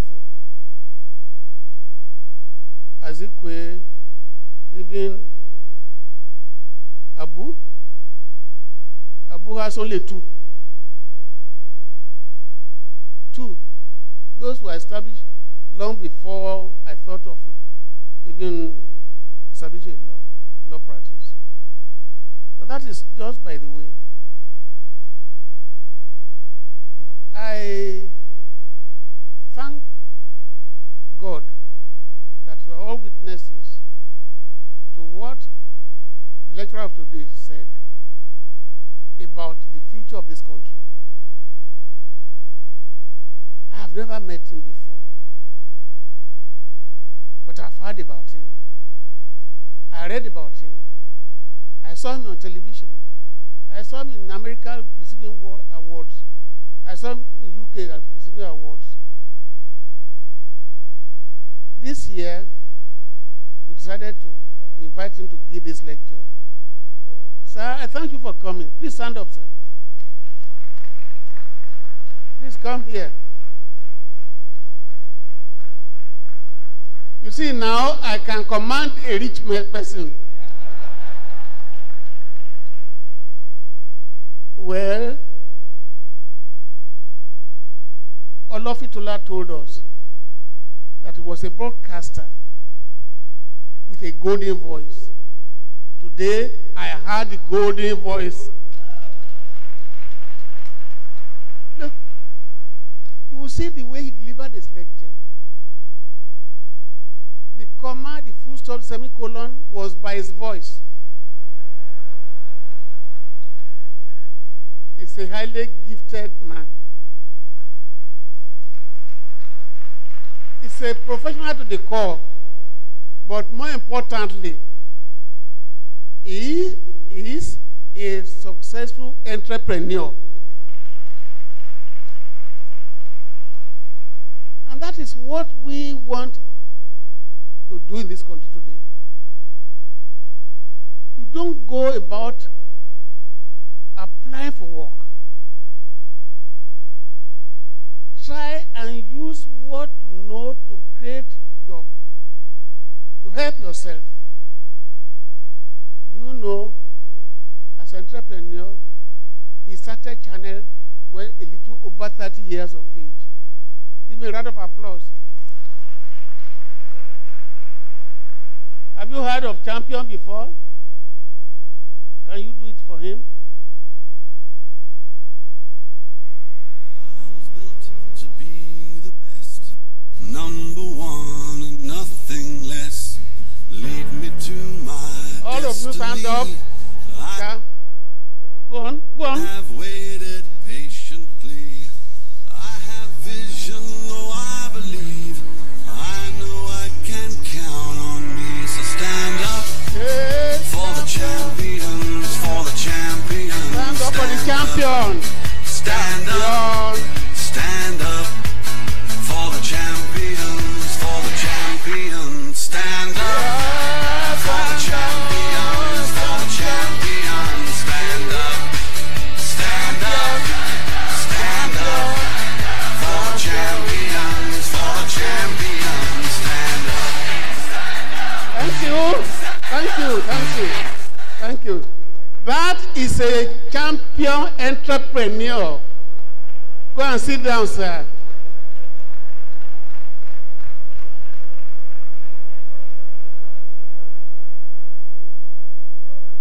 This country, our country, is in crisis. Crisis of unemployment. He is curing it. We have started here as an entrepreneur. We are employing thousands. If this country is to take off, each and every one of you should not think of how you get employment through your certificate, but what to do. The cure to Nigerian problem is PPP. What is PPP? It means public-private participation. Public-private participation. Government cannot employ everybody that is roaming the street all about. What they have to do is to give us the enabling environment to do our businesses. From those who are shoemakers, market women, tomato people. When we have all this, Nigeria will be a better place. And I will take this opportunity to advise all of you, old and new and young, not to think of how much you can earn from federal government or state government, but how much you can do to help yourself to get out of trouble. You know my history, so I don't want to go over it yourself. If anybody had what was called poverty, I know it better than all of you. But then, everybody wants government money. And today, politics is the only enterprise in this country. That must not be. And that takes me to one of the points we raised about ethnicity. The first lecture I gave about ethnicity was in Port Harcourt in 2002. This, our country, is a country of nations. After 60 years, a nation has not evolved from this country of nations. And how do we get there? First, it is through quality education. Quality and functional education. And by God's grace, Abba has started the revolution. We have quality and functional education. And I'm armed with reports from my students who have passed out, how they are changing the world. If we can have many upward in this country today, I can assure you that a new generation of Nigerians will populate this place, and Nigeria will be a different place. I thank you for the lecture. Please make it available to all of us, and with your support, because we have other matters coming up, I say thank you once more, and I ask my students to stand up. All students to stand up. All of you. All my staff, stand up.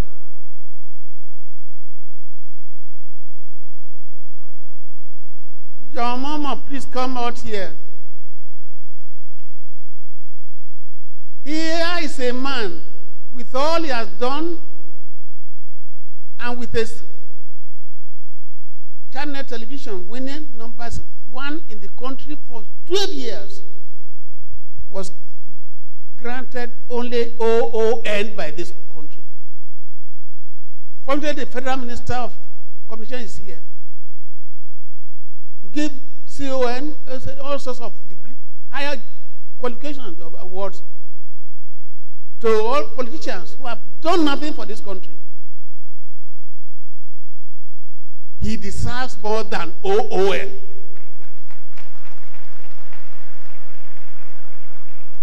This country must give recognition to entrepreneurs who are changing the world. Please convey this to the president. Thank you, thank you, thank you, thank you, thank you, thank you, thank you. Thank you, thank you, thank you, thank you, thank you. Thank you so very much, distinguished ladies and gentlemen. We appreciate the guest lecturer and everyone who has come to grace this occasion. But we are not going out yet. This is the end of the first segment of this program. I can assure you, please, students, don't go out. I can assure you this will not last more than 30 minutes. All of us know the importance of books in the life of students, in the life of teachers, in the life of everybody. We have a brief public presentation of a fantastic publication house. 30 minutes, we are through. God bless you.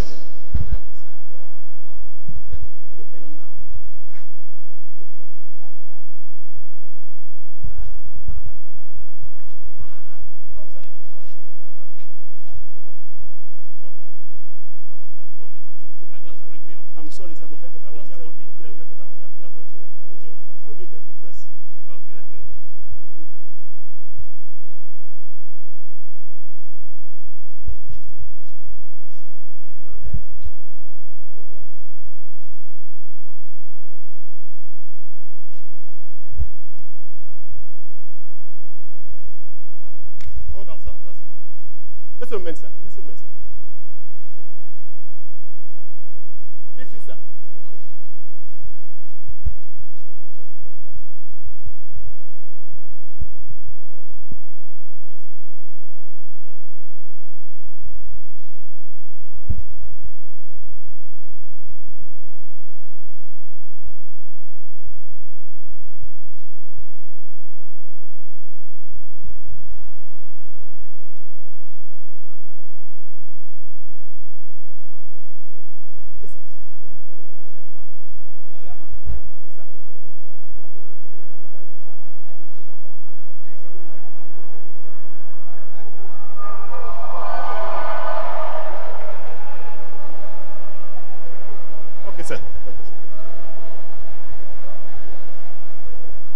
Distinguished ladies and gentlemen, please, can we have a seat briefly for another 30 minutes? We are done.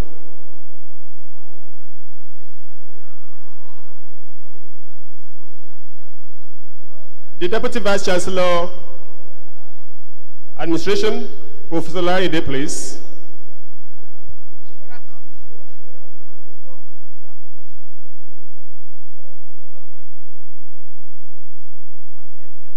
Professor Larinde, please.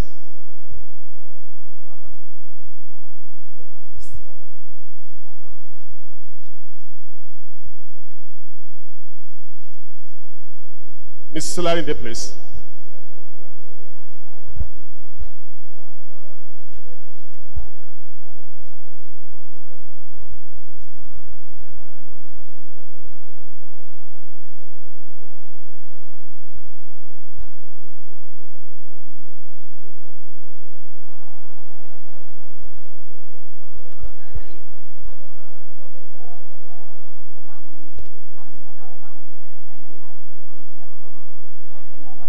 Please, can I have the attention of Professor Lawi and Mr. Hillary? Professor Lawi, please. Your attention is needed on this side of the hall. And Mr. Hillary, please, we need your attention here. Professor Damilola Lawi, your attention is needed on this side of the hall.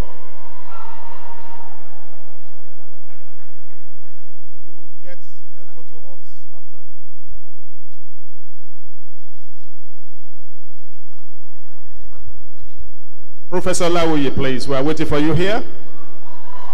Yes, you are being celebrated. You deserve it. Mr. Hillary?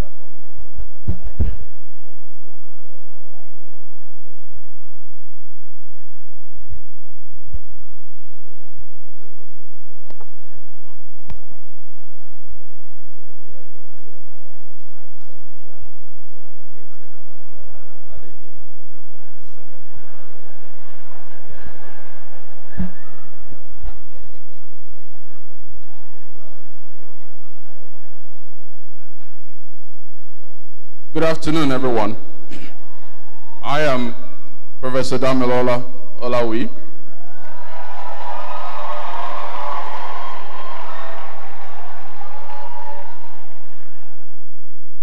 Thank you. As my students know, I love books.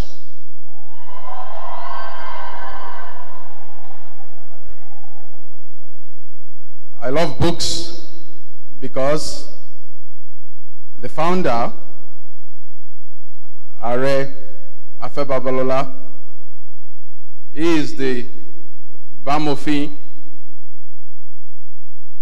and the leader of law.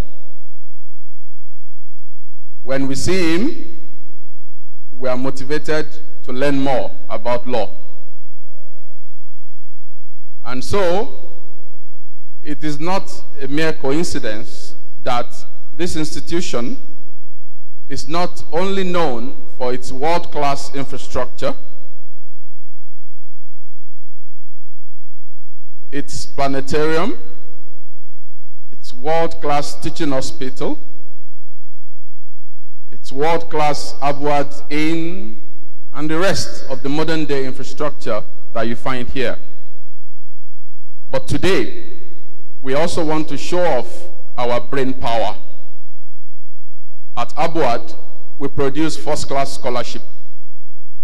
We produce first-class research. When you think of moving the frontiers of law forward, think of Abuad.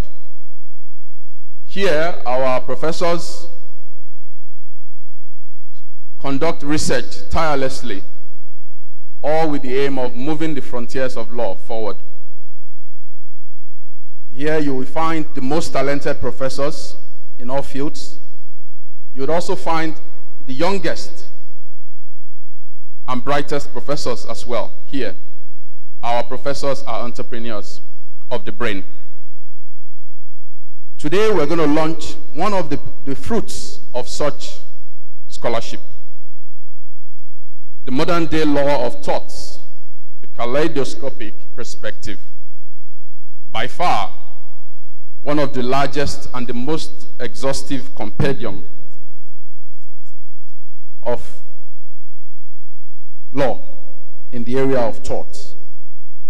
It is my pleasure and privilege to be able to welcome the eminent personalities that are here today to witness this groundbreaking event, a product of intense scholarship at Abuad. May I recognize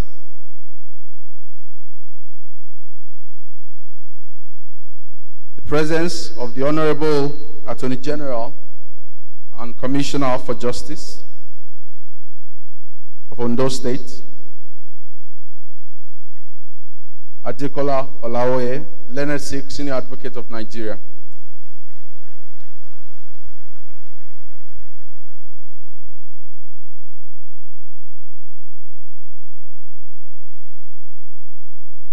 Here present, we have eminent jurists. We have my Lord, Honorable Justice Sulaiman Ahmed of the Court of Appeal.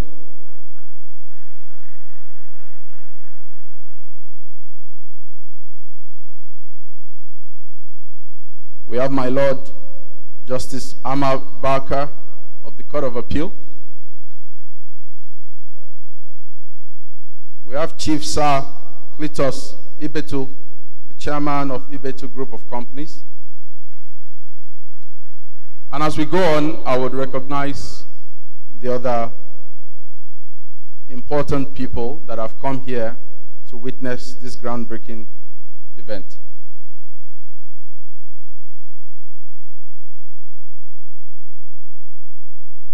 May I also recognize, most importantly, the authors of the book that we have come to celebrate. These are the brain powers behind this publication. Professor Smaranda Olarinde,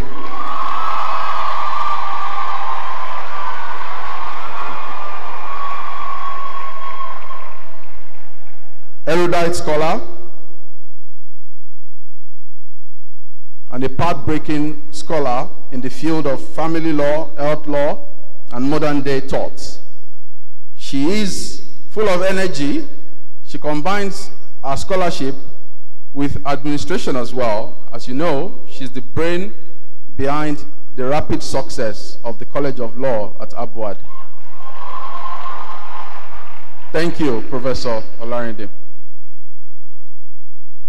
The co-authors, Dr. Clement Chigbo,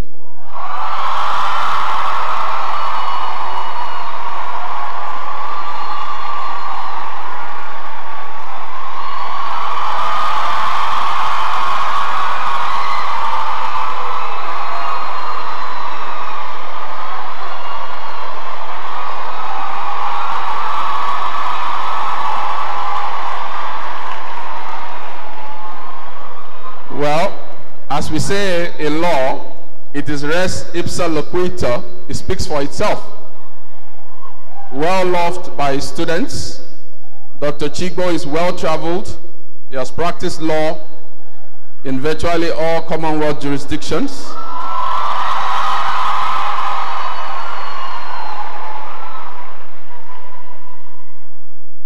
And someone once told me that whatever Dr. Chigbo does not know is not worth knowing.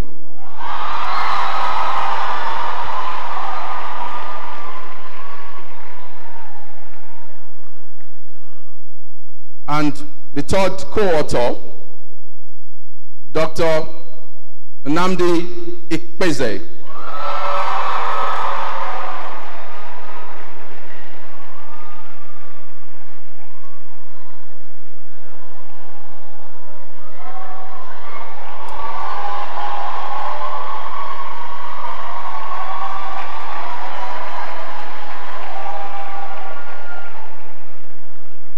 He is a cerebral scholar, a passionate researcher with known expertise in environmental law, in law of torts as well.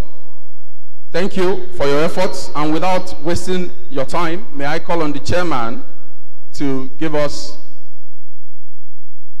a few remarks. The Honorable Attorney General and Commissioner for Justice, Leonard Silk, Senior Advocate of Nigeria, Adekola Olawoye. Chairman, sir.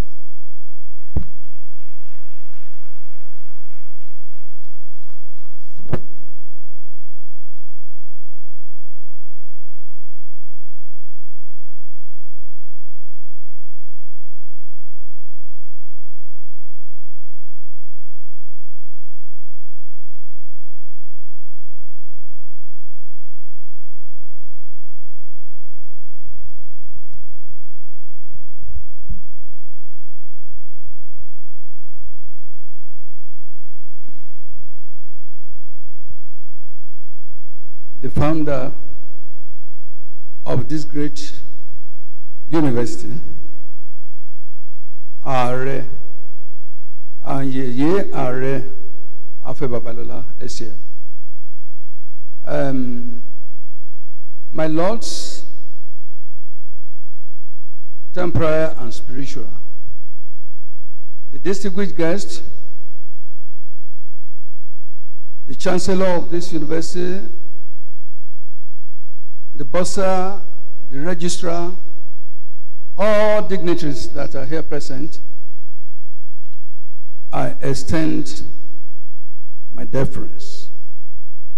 Incidentally, I wouldn't say I'm a product of Abuad, but by extension, you will be surprised that I practiced law for 10 years in the great chambers, Emmanuel Chambers at Ibadan. In fact, I cut my legal teeth in that chamber 33 years ago. And I rose from that grass, and by the grace of God, I'm an SCN today. I'm sure at the last count, Emmanuel Chambers has produced, if I'm not mistaken, 18 SAN at the last count. That is the chamber only. I believe we Emmanuel elites deserve a round of applause, please, for a chamber to produce 18 SAN. You know what it is. Baba Epelaye Fuao.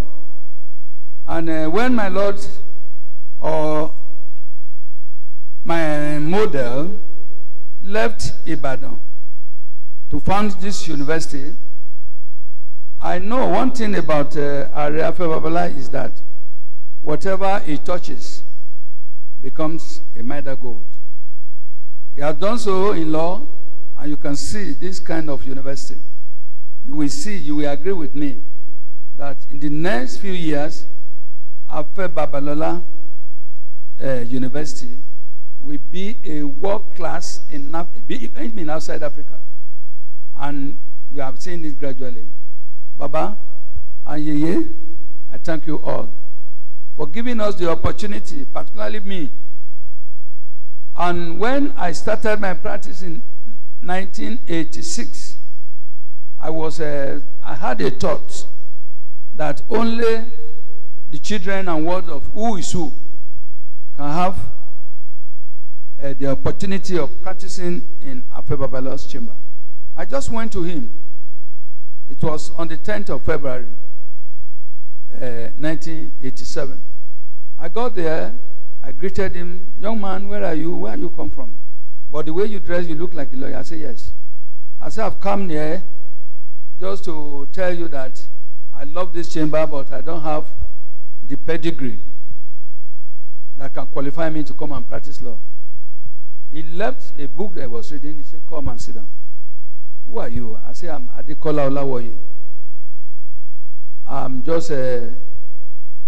just graduated. I've just been called to the bar. And the story I heard about you, sir, is that you only take the sons and daughters of judges and prominent people, ministers. But I'm a son of nobody.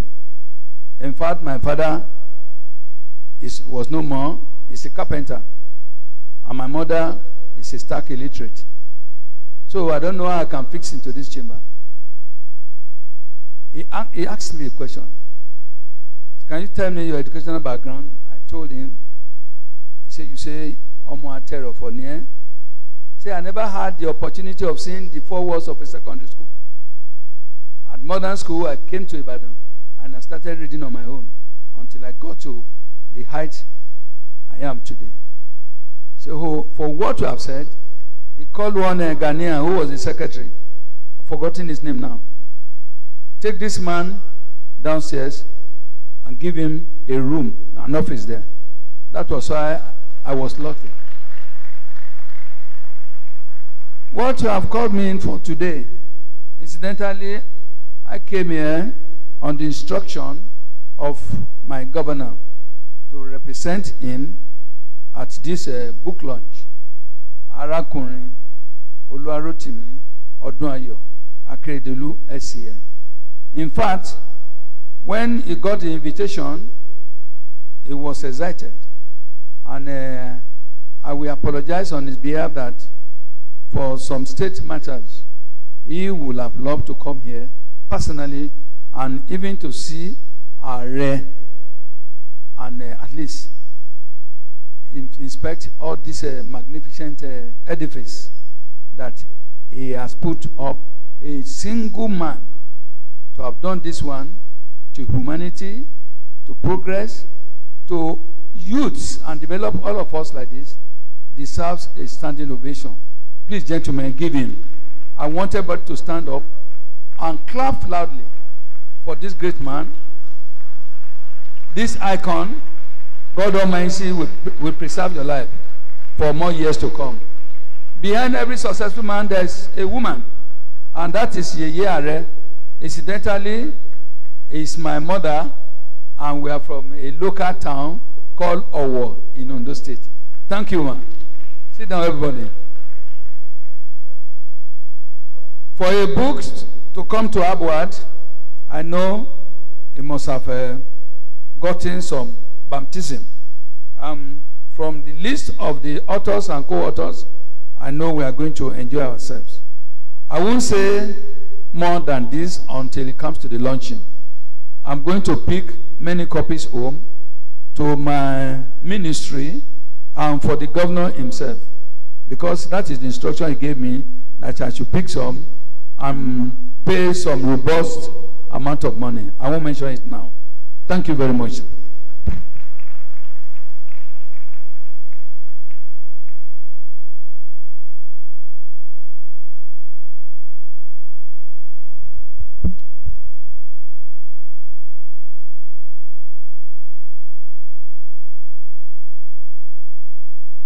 Thank you, Mr. Chairman, for your kind remarks. May I also quickly take this opportunity to recognize the presence of the family of our amiable provost.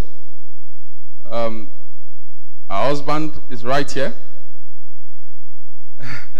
The students like that one. They like that fact. Also, she's well supported by our children, Yetunde, and the husband, Eromo Sele. I have a lot to say about the husband, but I'll keep it because he was my very good friend at the law school. Thank you for coming.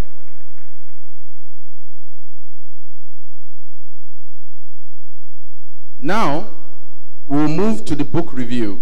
And in scholarship, the reason why we do have a book review for every book is that the authors have presented their findings after years of fantastic research in libraries.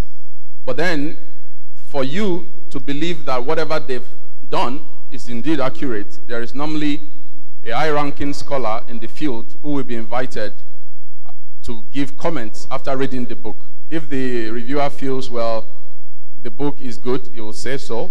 If he feels, well, they could have done better, he would say so. And today, we are very lucky to have, as the book reviewer, one of the foremost professors of law in the field of land law and torts in Nigeria. He is well known to you. He has taught you here. He is a friend of Abuad. He is no other than Professor Elijah Taiwo, Doctor of Law from South Africa. He is also the Dean of Law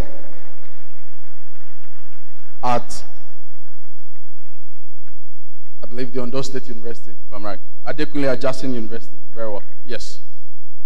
Professor Taiwo.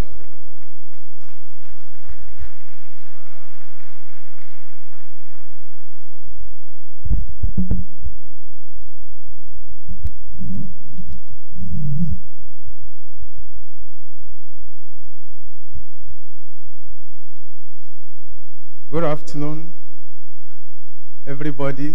Founder of Afe Babalola University, Ààrẹ Kábíyèsí Afe Babalola, Yèyé Ààrẹ Afe Babalola, His Royal Highness the Oluyin of Iyin, the Honorable Bamidele MOB, the Vice Chancellor of this university, the chairman of this occasion, and the guest lecturer. I want to stand by all the existing protocol, and I say good afternoon. It's an honor to be here and to be given the mandate to review the book. Before now, I've had the opportunity to read the manuscript from page 1 to the end, and when I was given the assignment to review the book, I knew that, well, if there's any other person that is qualified to review the book, well, I'm one of them because I've read from page 1 to the end before the book comes out in the finishing form. Well, my mandate is to review the book.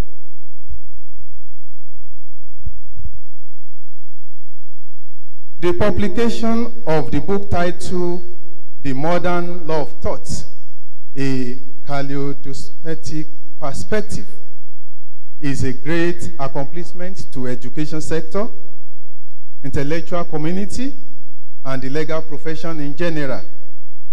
A joint publication by a seasoned academics and a law teacher, university administrator, and an accomplished professor of law, Elisabetta Smaranda Olarinde, who doubled as the Provost College of Law and the Deputy Vice Chancellor Administration of this great university, and amiable lieutenant at the College of Law, the person of Mr. Clement Chigbo, another versatile law teacher, and an associate professor of law, and also Mr. Nnamdi Ikpesi, an erudite scholar and law teacher of inestimable value.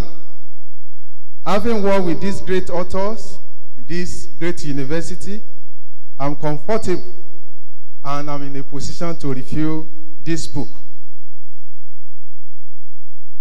Well, the modern law of thoughts that is being reviewed, that will be launched today, gives a practical outline of the subject with the primary purpose of meeting the needs of many students who are studying for law degree in the various law faculties in Nigeria.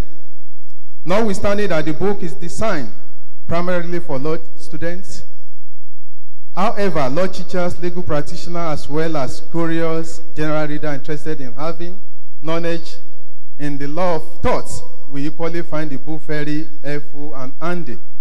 It is therefore a timely intervention for the contemporary needs of Nigerian students and legal practitioners.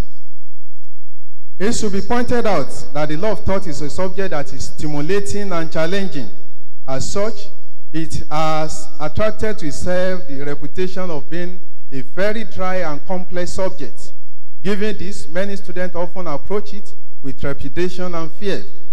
However, the subject has one more advantage over the volatile case law, in that it changes at a slower rate and a more structured fashion. Notwithstanding this misgiving about the subject, law of thought remains a course that must be passed by law students. In view of its complexity, this book approached the subject in a lucid and clear manner and with great brevity necessary for a proper understanding of the book. Other than the book written by Professor Olusegun Yeroko in the year 2015, I've not seen any other books so written excellently well in the field by Nigerian authors. Most of the books that we rely on are written by foreign authors. Apart from the capacity mentioned earlier on, that I've been here and I start with the author, I have the privilege of reading through the entire manuscript. These 442 pages and 20 chapter books, it came into finishing form. I've read everything. The conclusion drawn from reading through the manuscript is that the book is a beautiful addition to the legal literature on this important aspect of Nigerian law. I'm impressed with the depth of the research and scholarly work that has gone into it, especially its well-structured and well-written manner. Permit me to borrow the words of Oxford when he's enthused. Writing is not about seeking research, perfection, or any other unattainable goals. It's about completing a good research-based work and presenting it in a well-structured and well-written manner in a reasonable amount of time. This, the author of the modern law of thought, have done perfectly. From personal experience as an author, I'm able to say that I've written 6 law textbooks. I know that, as a fact, it takes a lot of industry and determination to author a book. The process is tedious and tiring. Every author writes a draft, edit and re-edit. Thus, the flowing text we read in books and journals are a product of long, hard work and policy. Writing a book is compared to climbing a mountain. Standing at the bottom and looking up at that mountain may be very overwhelming and demotivating. Given this observation, these 3 great authors and researchers need our accolades and commendation for the industry putting into producing this book. I commend the trio of Professor E.S. Olanide, C.C. Chigo, G.N. Ipese for the industry and for deploying their well-known and widely acknowledged scholarship in the field to dissect the various issues relating to the subject in a very striking and lucid manner. Adding color and glamour to the book is the foreword, written by the great and legendary of our time, the founder and chancellor of Afe Babalola University, Are Afe Babalola, OFR, CON, SAN, LLD, DLIT, and fellow of the Nigerian Institute of Advanced Legal Studies. Well, as I mentioned earlier on, the book has 20 chapters. But because of our time, I will not be able to go through the entire 20 chapters. Though I have the brief summary of all of them, but because of the time, do not intend to bore you. But I will just mention the salient chapters for our edification. The book, which can be described as an encyclopedia of law of thought in Nigeria, has 20 interesting chapters. A brief review of the content of each chapter is hereby presented for edification. Starting the book is chapter 1, which is the introduction to the study of law of thought. The chapter gives a lucid introduction to the law of thought. It examines the meaning of the concept thought. It warns the reader of the problem of definition. According to the authors, no definition can convey an adequate notion of the meaning of thought, as writers often tend to have.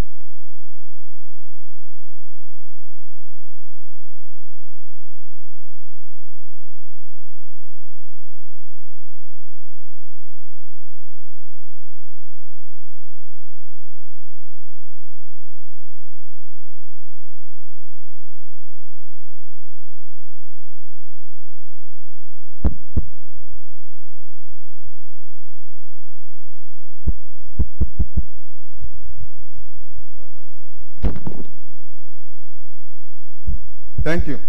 So various authors have divergent view on the definition of concepts. So this observation once again brings to fore the admonition of the late Professor A.A. Okunuga of the then University of Ife fame, where he said, and I quote him, said, "Nobody, including the lawyer, has offered. Nobody, including the lawyer, is offering. Nobody, including the lawyer, will be able to offer a definition of law to end all definition. This is not advocating pessimism. It is because the nature of law makes it very pliable when it comes to the problems of definition." So that's the observation of the late learned professor of law. So also the honor gave that kind of warning that we should be wary of exact definition. Having analyzed the various definitions propounded by scholars, the author adopts the definition put forward by Sir Winfield, who gave a classic definition of thought as a breach of duty, which is primarily fixed by law, the breach of which is redressable by payment of unliquidated damages.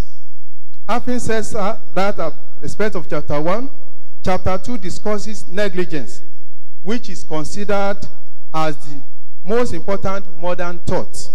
The chapter postulates that a defendant cannot be liable in tort of negligence unless he's found to have been at fault.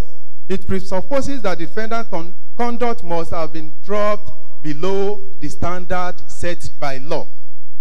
Following that, chapter 3 discusses trespass to land.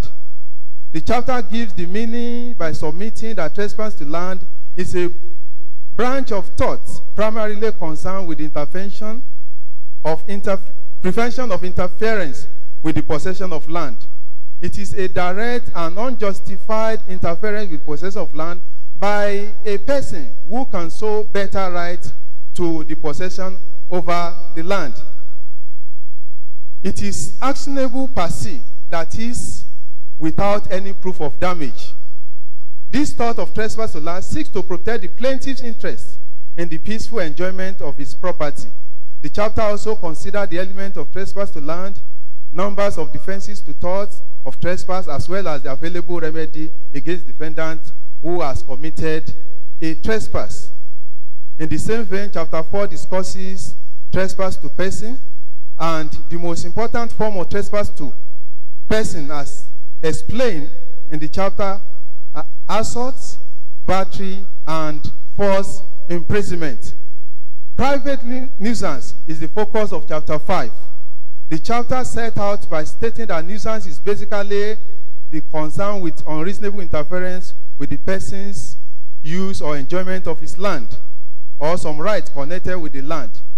In the words of Winfield and Jolowitz on thought, private nuisance is an unlawful interference with the person's use or enjoyment of land or some other rights, or in connection with it.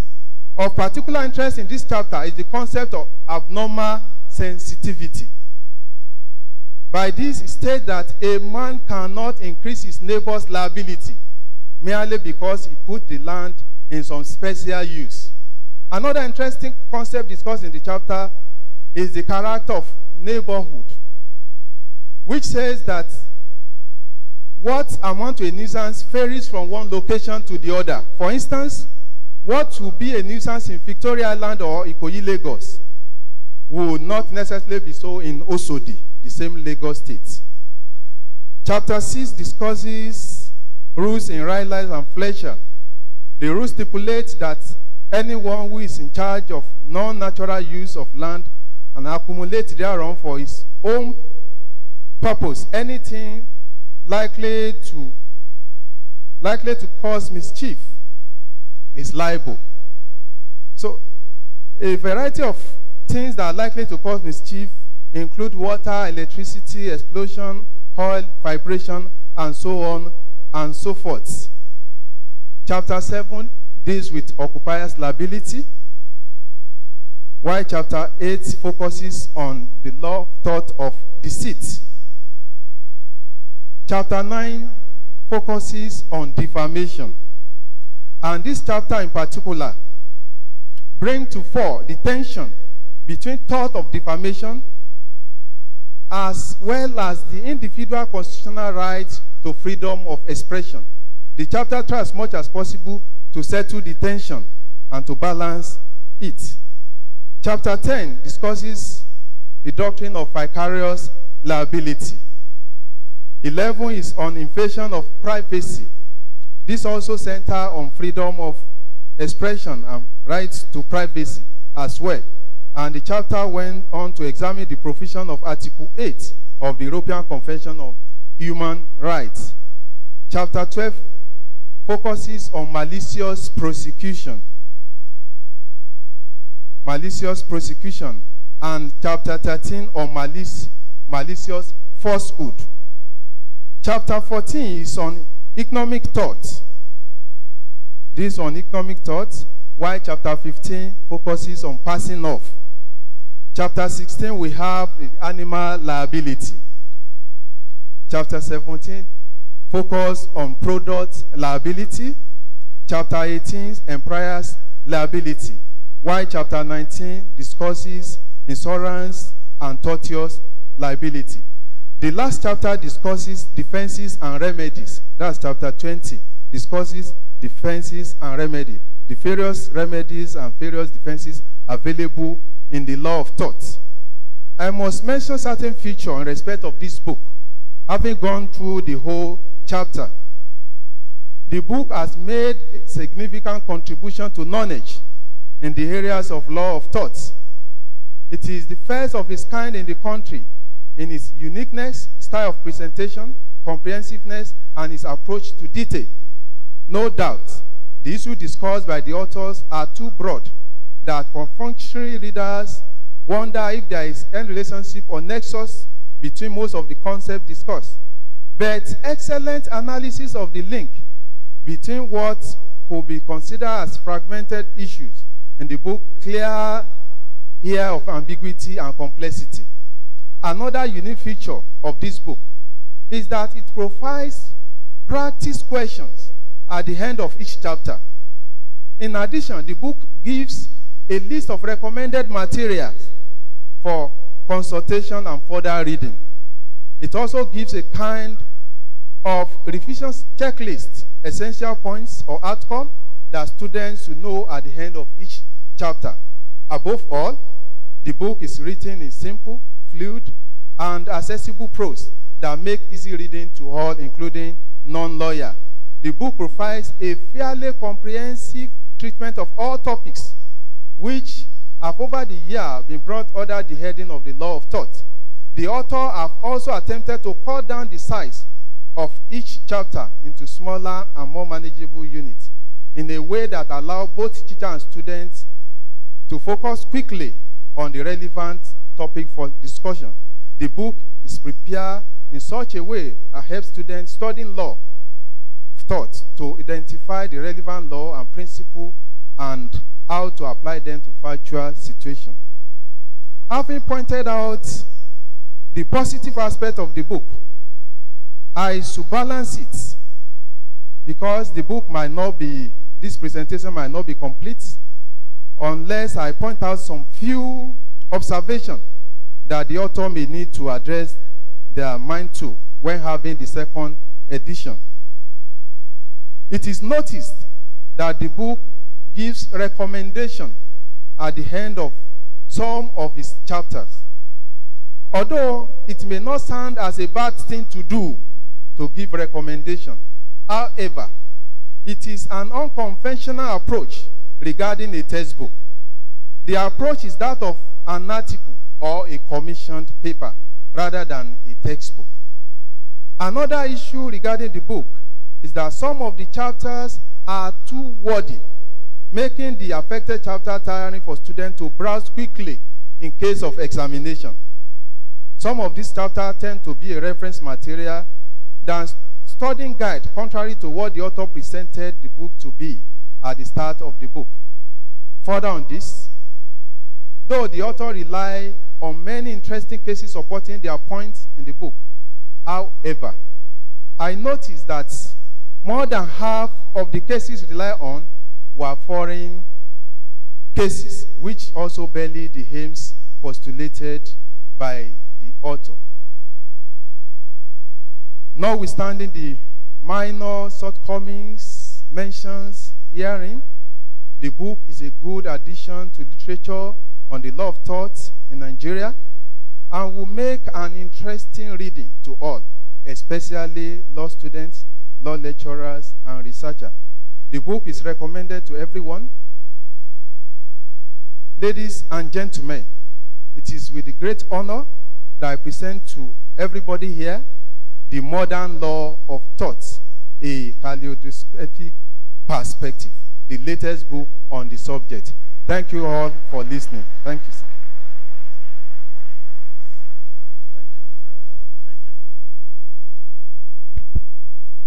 Thank you very much, Professor Taiwo, Dean of Law, Adekunle Ajasin University. You can see that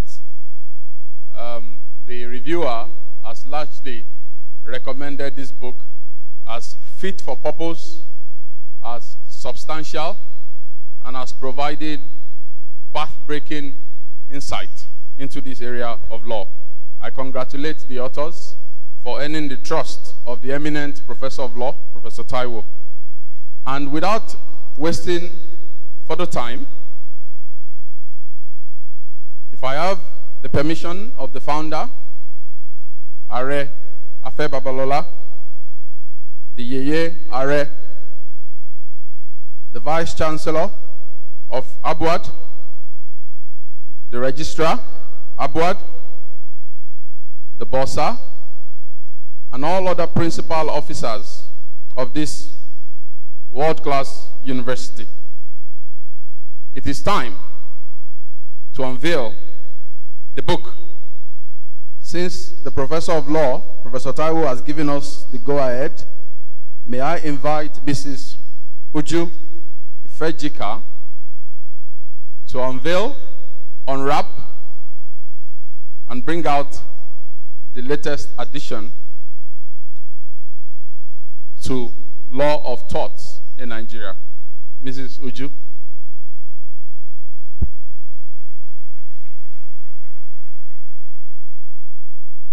While we wait, it is my pleasure to also let you know that we have here with us the mother of one of the authors. She is one of the most respected professors of law in Nigeria, a member of the Council of Legal Education, member of the Judicial Service Commission of Anambra State, and most importantly, the mother of Dr. Nnamdi Ikpeze. That is Professor Victoria Ikpeze, PhD in law. Thank you, ma.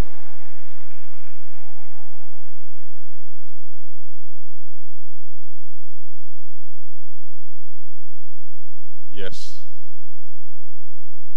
She is the brain behind Dr. Ikpeze. All right. It is time for the launching. While we wait for Mrs. Uju Ifejika.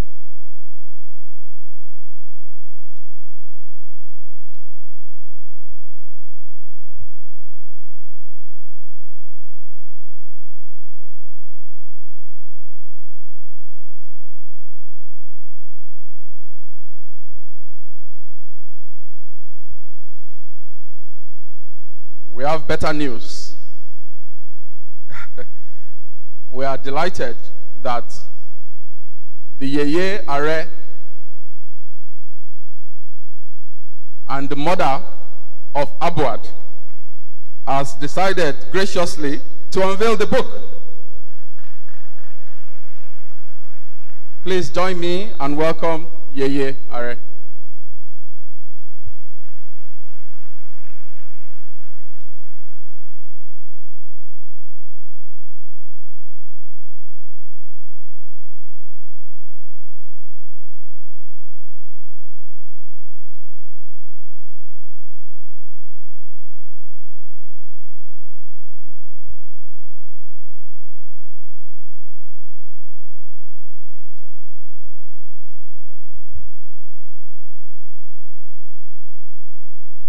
Mr. Olaguju.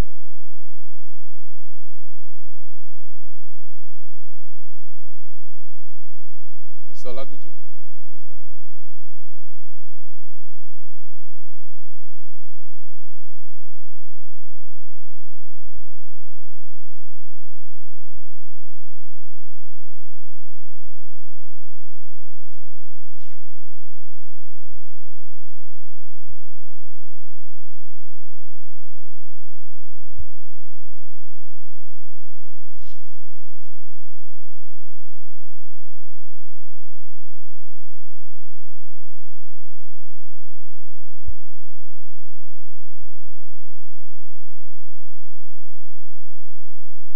Mr. Olaguju.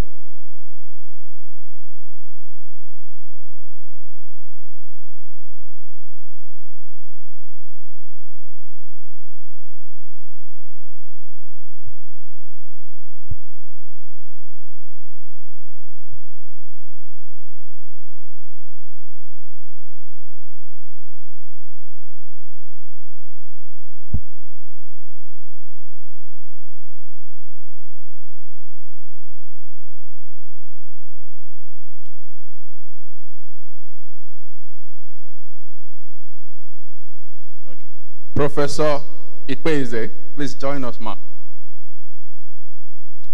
Mother of Dr. Ikpeize.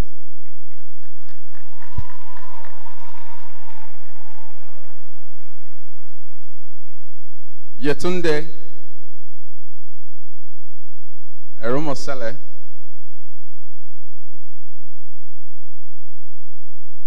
Dr. Ademola Olarinde, the husband of the provost, please join us.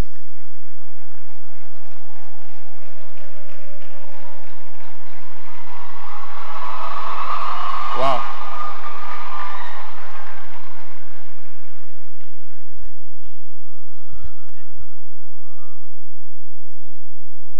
Wow.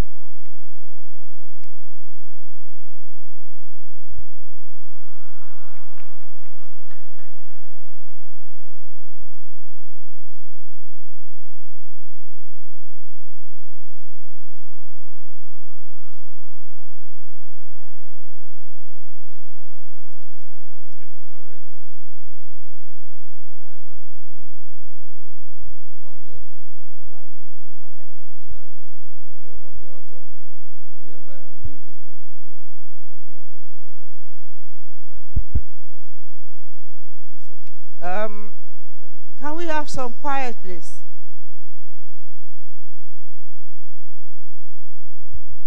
On behalf of the author, I have the privilege of unveiling this book, The Modern Law of Thought, to the glory of God the Father, the Son, and the Holy Spirit.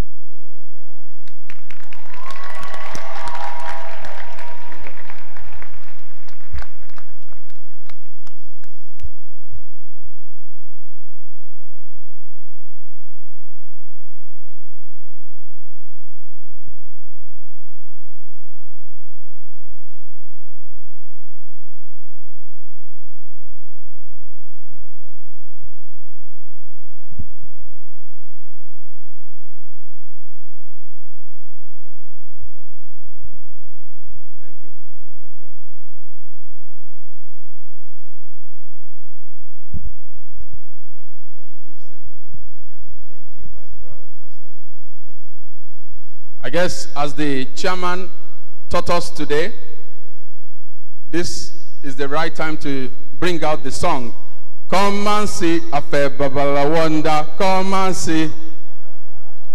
Come and see. Come and see. Thank you.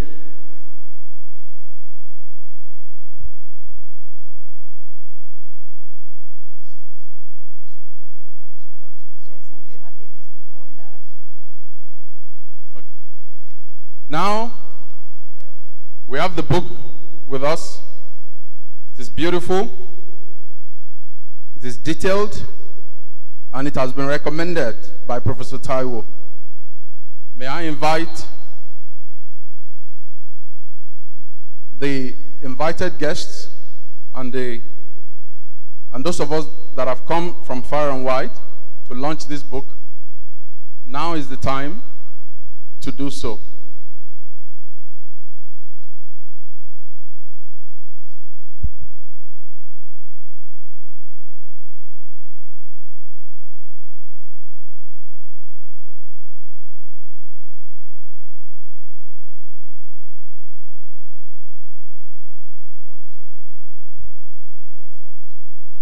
So, the chairman of today's occasion,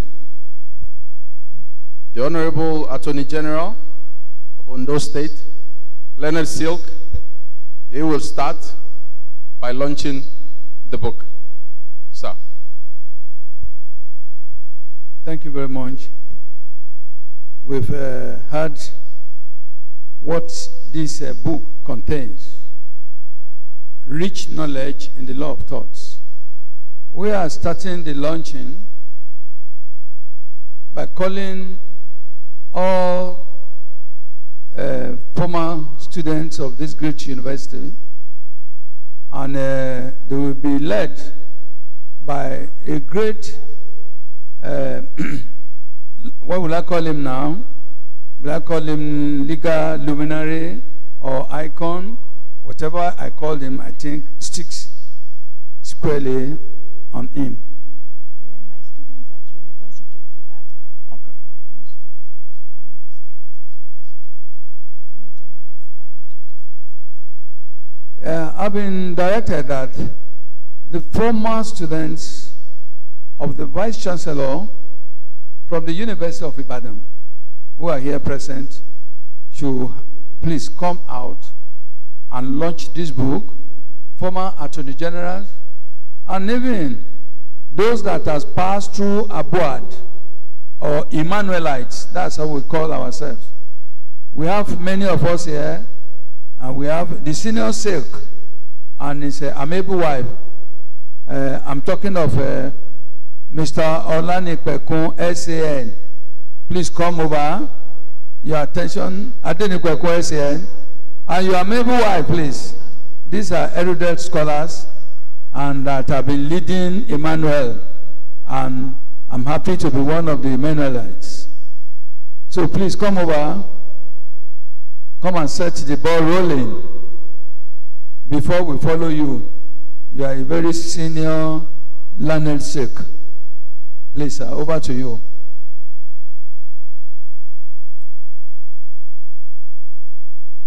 Thank you, sir. Start. We'll follow you.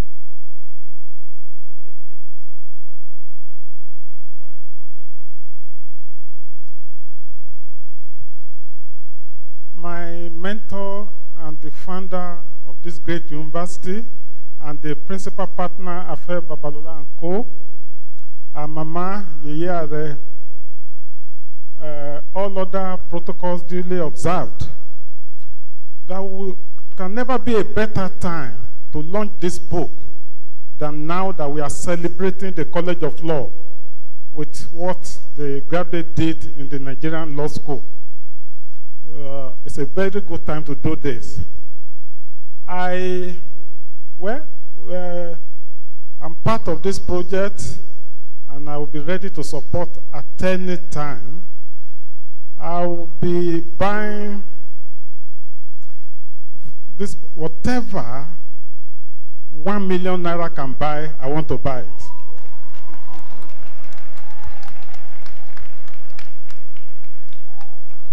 Thank you, Leonard Sik. Please a round of applause for that.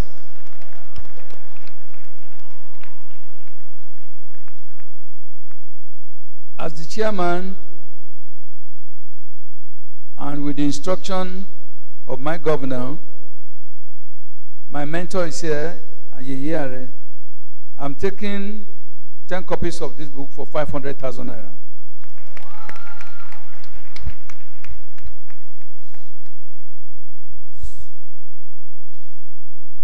May I invite Leonard Silk, Senior Advocate, Akin Olujimi, former Minister of Justice, and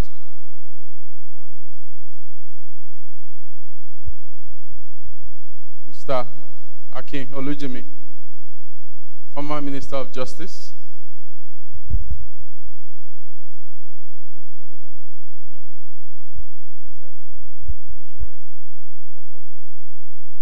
And representatives here.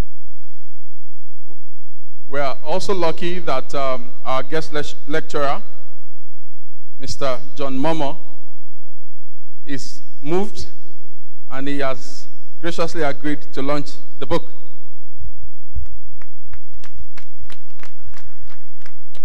Thank you very much indeed. I've been thinking of the first 5 students who will be very interested in this book, who will meet me outside when I leave here. If there are more than 5, then I'll cast a lot and give 5 copies to them, matching the same amount that our very first launcher announced.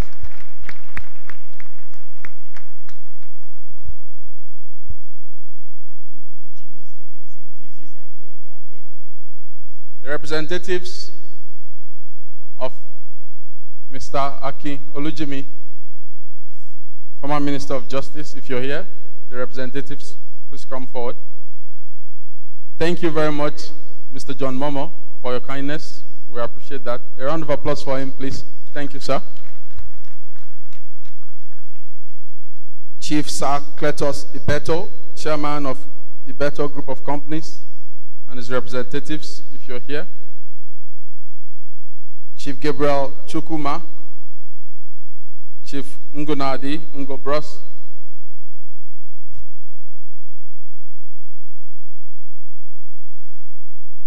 and also, with all humility, may I invite Chief M.O.B. To join us in launching the book. Sir.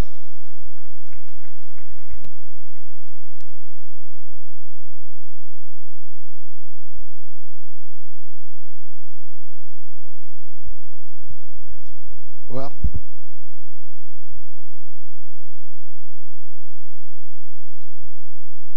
well, my Baba, Kabiyesi, Ààrẹ Afe Babalola, and Yeye, erudite scholar, chairman, and very, very distinguished citizens of the Federal Republic of Nigeria here present. Let me say that I consider it a privilege for me to be a part of what is going on. I consider it also a privilege that I'm alive to witness this. I seize this opportunity again to congratulate Afe Babalola and the entire Abuad family for the encomiums, the accolades, and the... It's also a privilege that I'm alive to witness this. I seize this opportunity again to congratulate Afe Babalola and the entire Abuad family for the encomiums, the accolades, and it's also a privilege that I'm alive to witness this. I seize this opportunity again to congratulate Afe Babalola and the entire Abuad family for the encomiums, the accolades, and it's also a privilege that I'm alive to witness this. I seize this opportunity again to congratulate Afe Babalola and the entire Abuad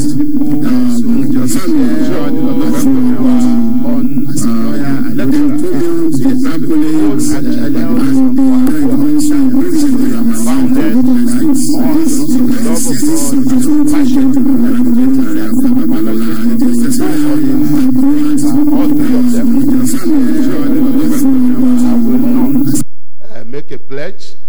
Whatever amount I cannot write a check for today, I will not say. So I'll buy 2 copies on behalf of my own law office and associates, 2 copies for a sum of 500,000 naira. Thank you. Thank you. All right. And before we allow our eminent personalities to take their seat, may I, with all humility, invite His Royal Highness. Not say. So I'll buy 2 copies on behalf of my own law office and associates, 2 copies for a sum of 500,000 naira. Thank you. The Olunyi of Ado-Ekiti. All right. And before we allow our eminent personalities to take their seat, may I, with all humility, invite His Royal Highness. So I'll buy 2 copies on behalf of my own law office and associates, 2 copies for a sum of 500,000 naira. Thank you. Ladies and gentlemen, the Olunyi of Ado-Ekiti. You are aware that we are still negotiating with the federal government. And before we allow our eminent personalities to take their seat, may I, with all humility, invite His Royal Highness. So I'll buy 2 copies on behalf of my own office and associates, 2 copies for a sum of 500,000 naira. Thank you. Ladies and gentlemen,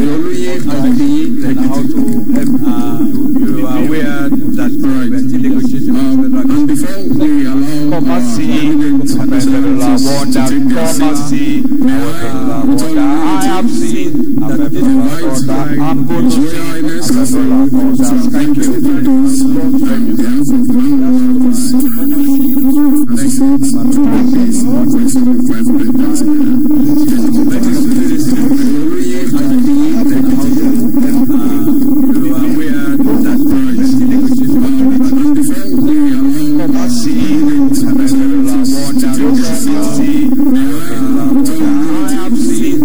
Invite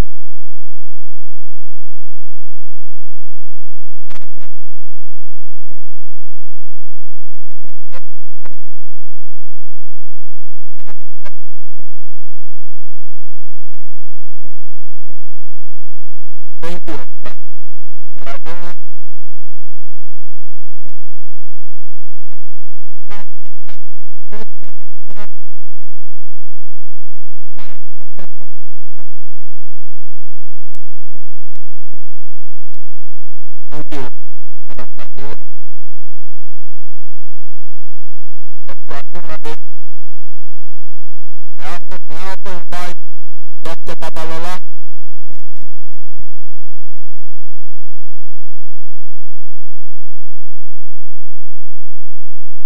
Provost of Graduate Studies.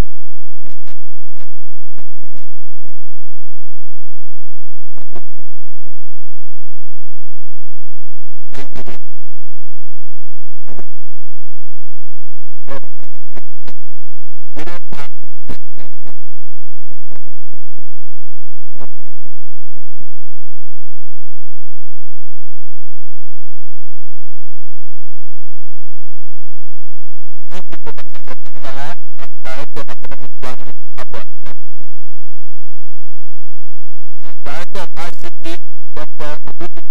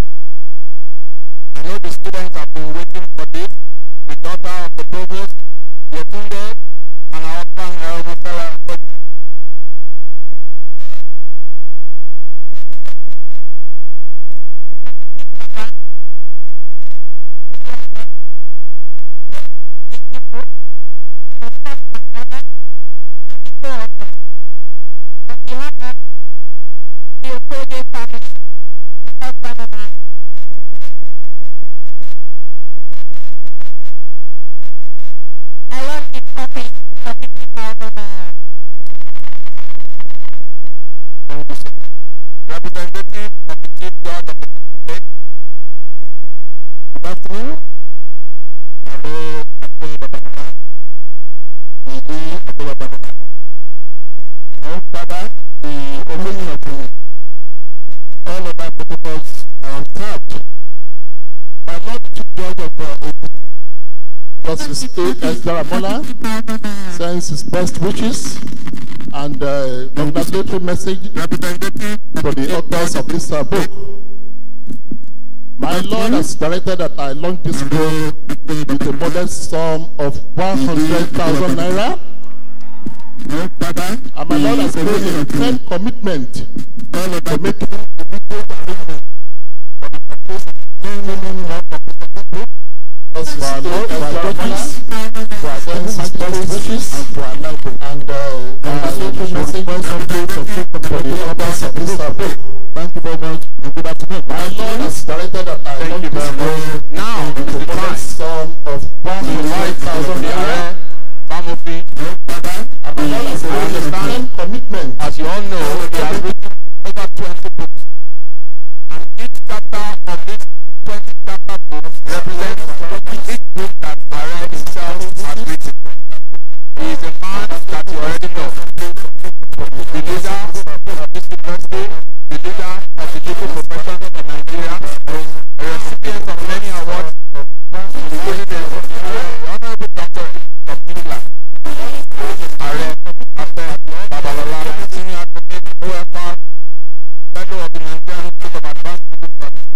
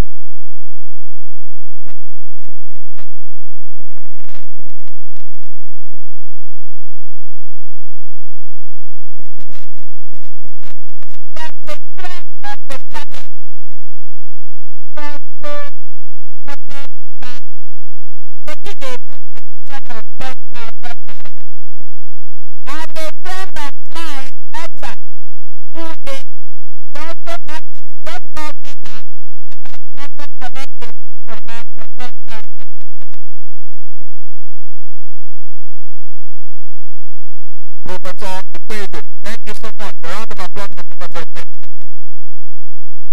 We're going to wrap up this ceremony and inviting the authors, Lima, and Professor, the launching ceremony and the music successful. Can I invite the authors, Professor Aranda Bangide, Professor College of Law, Deputy Vice Chancellor, Upward, Dr. Dr. Nandi delivered the fruit of them.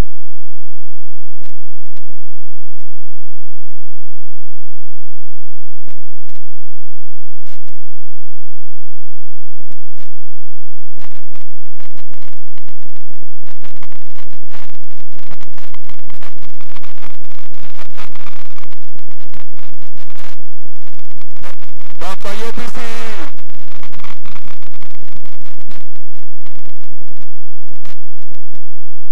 Dr. UPC. The man of the people and man of the people. Father, we praise you.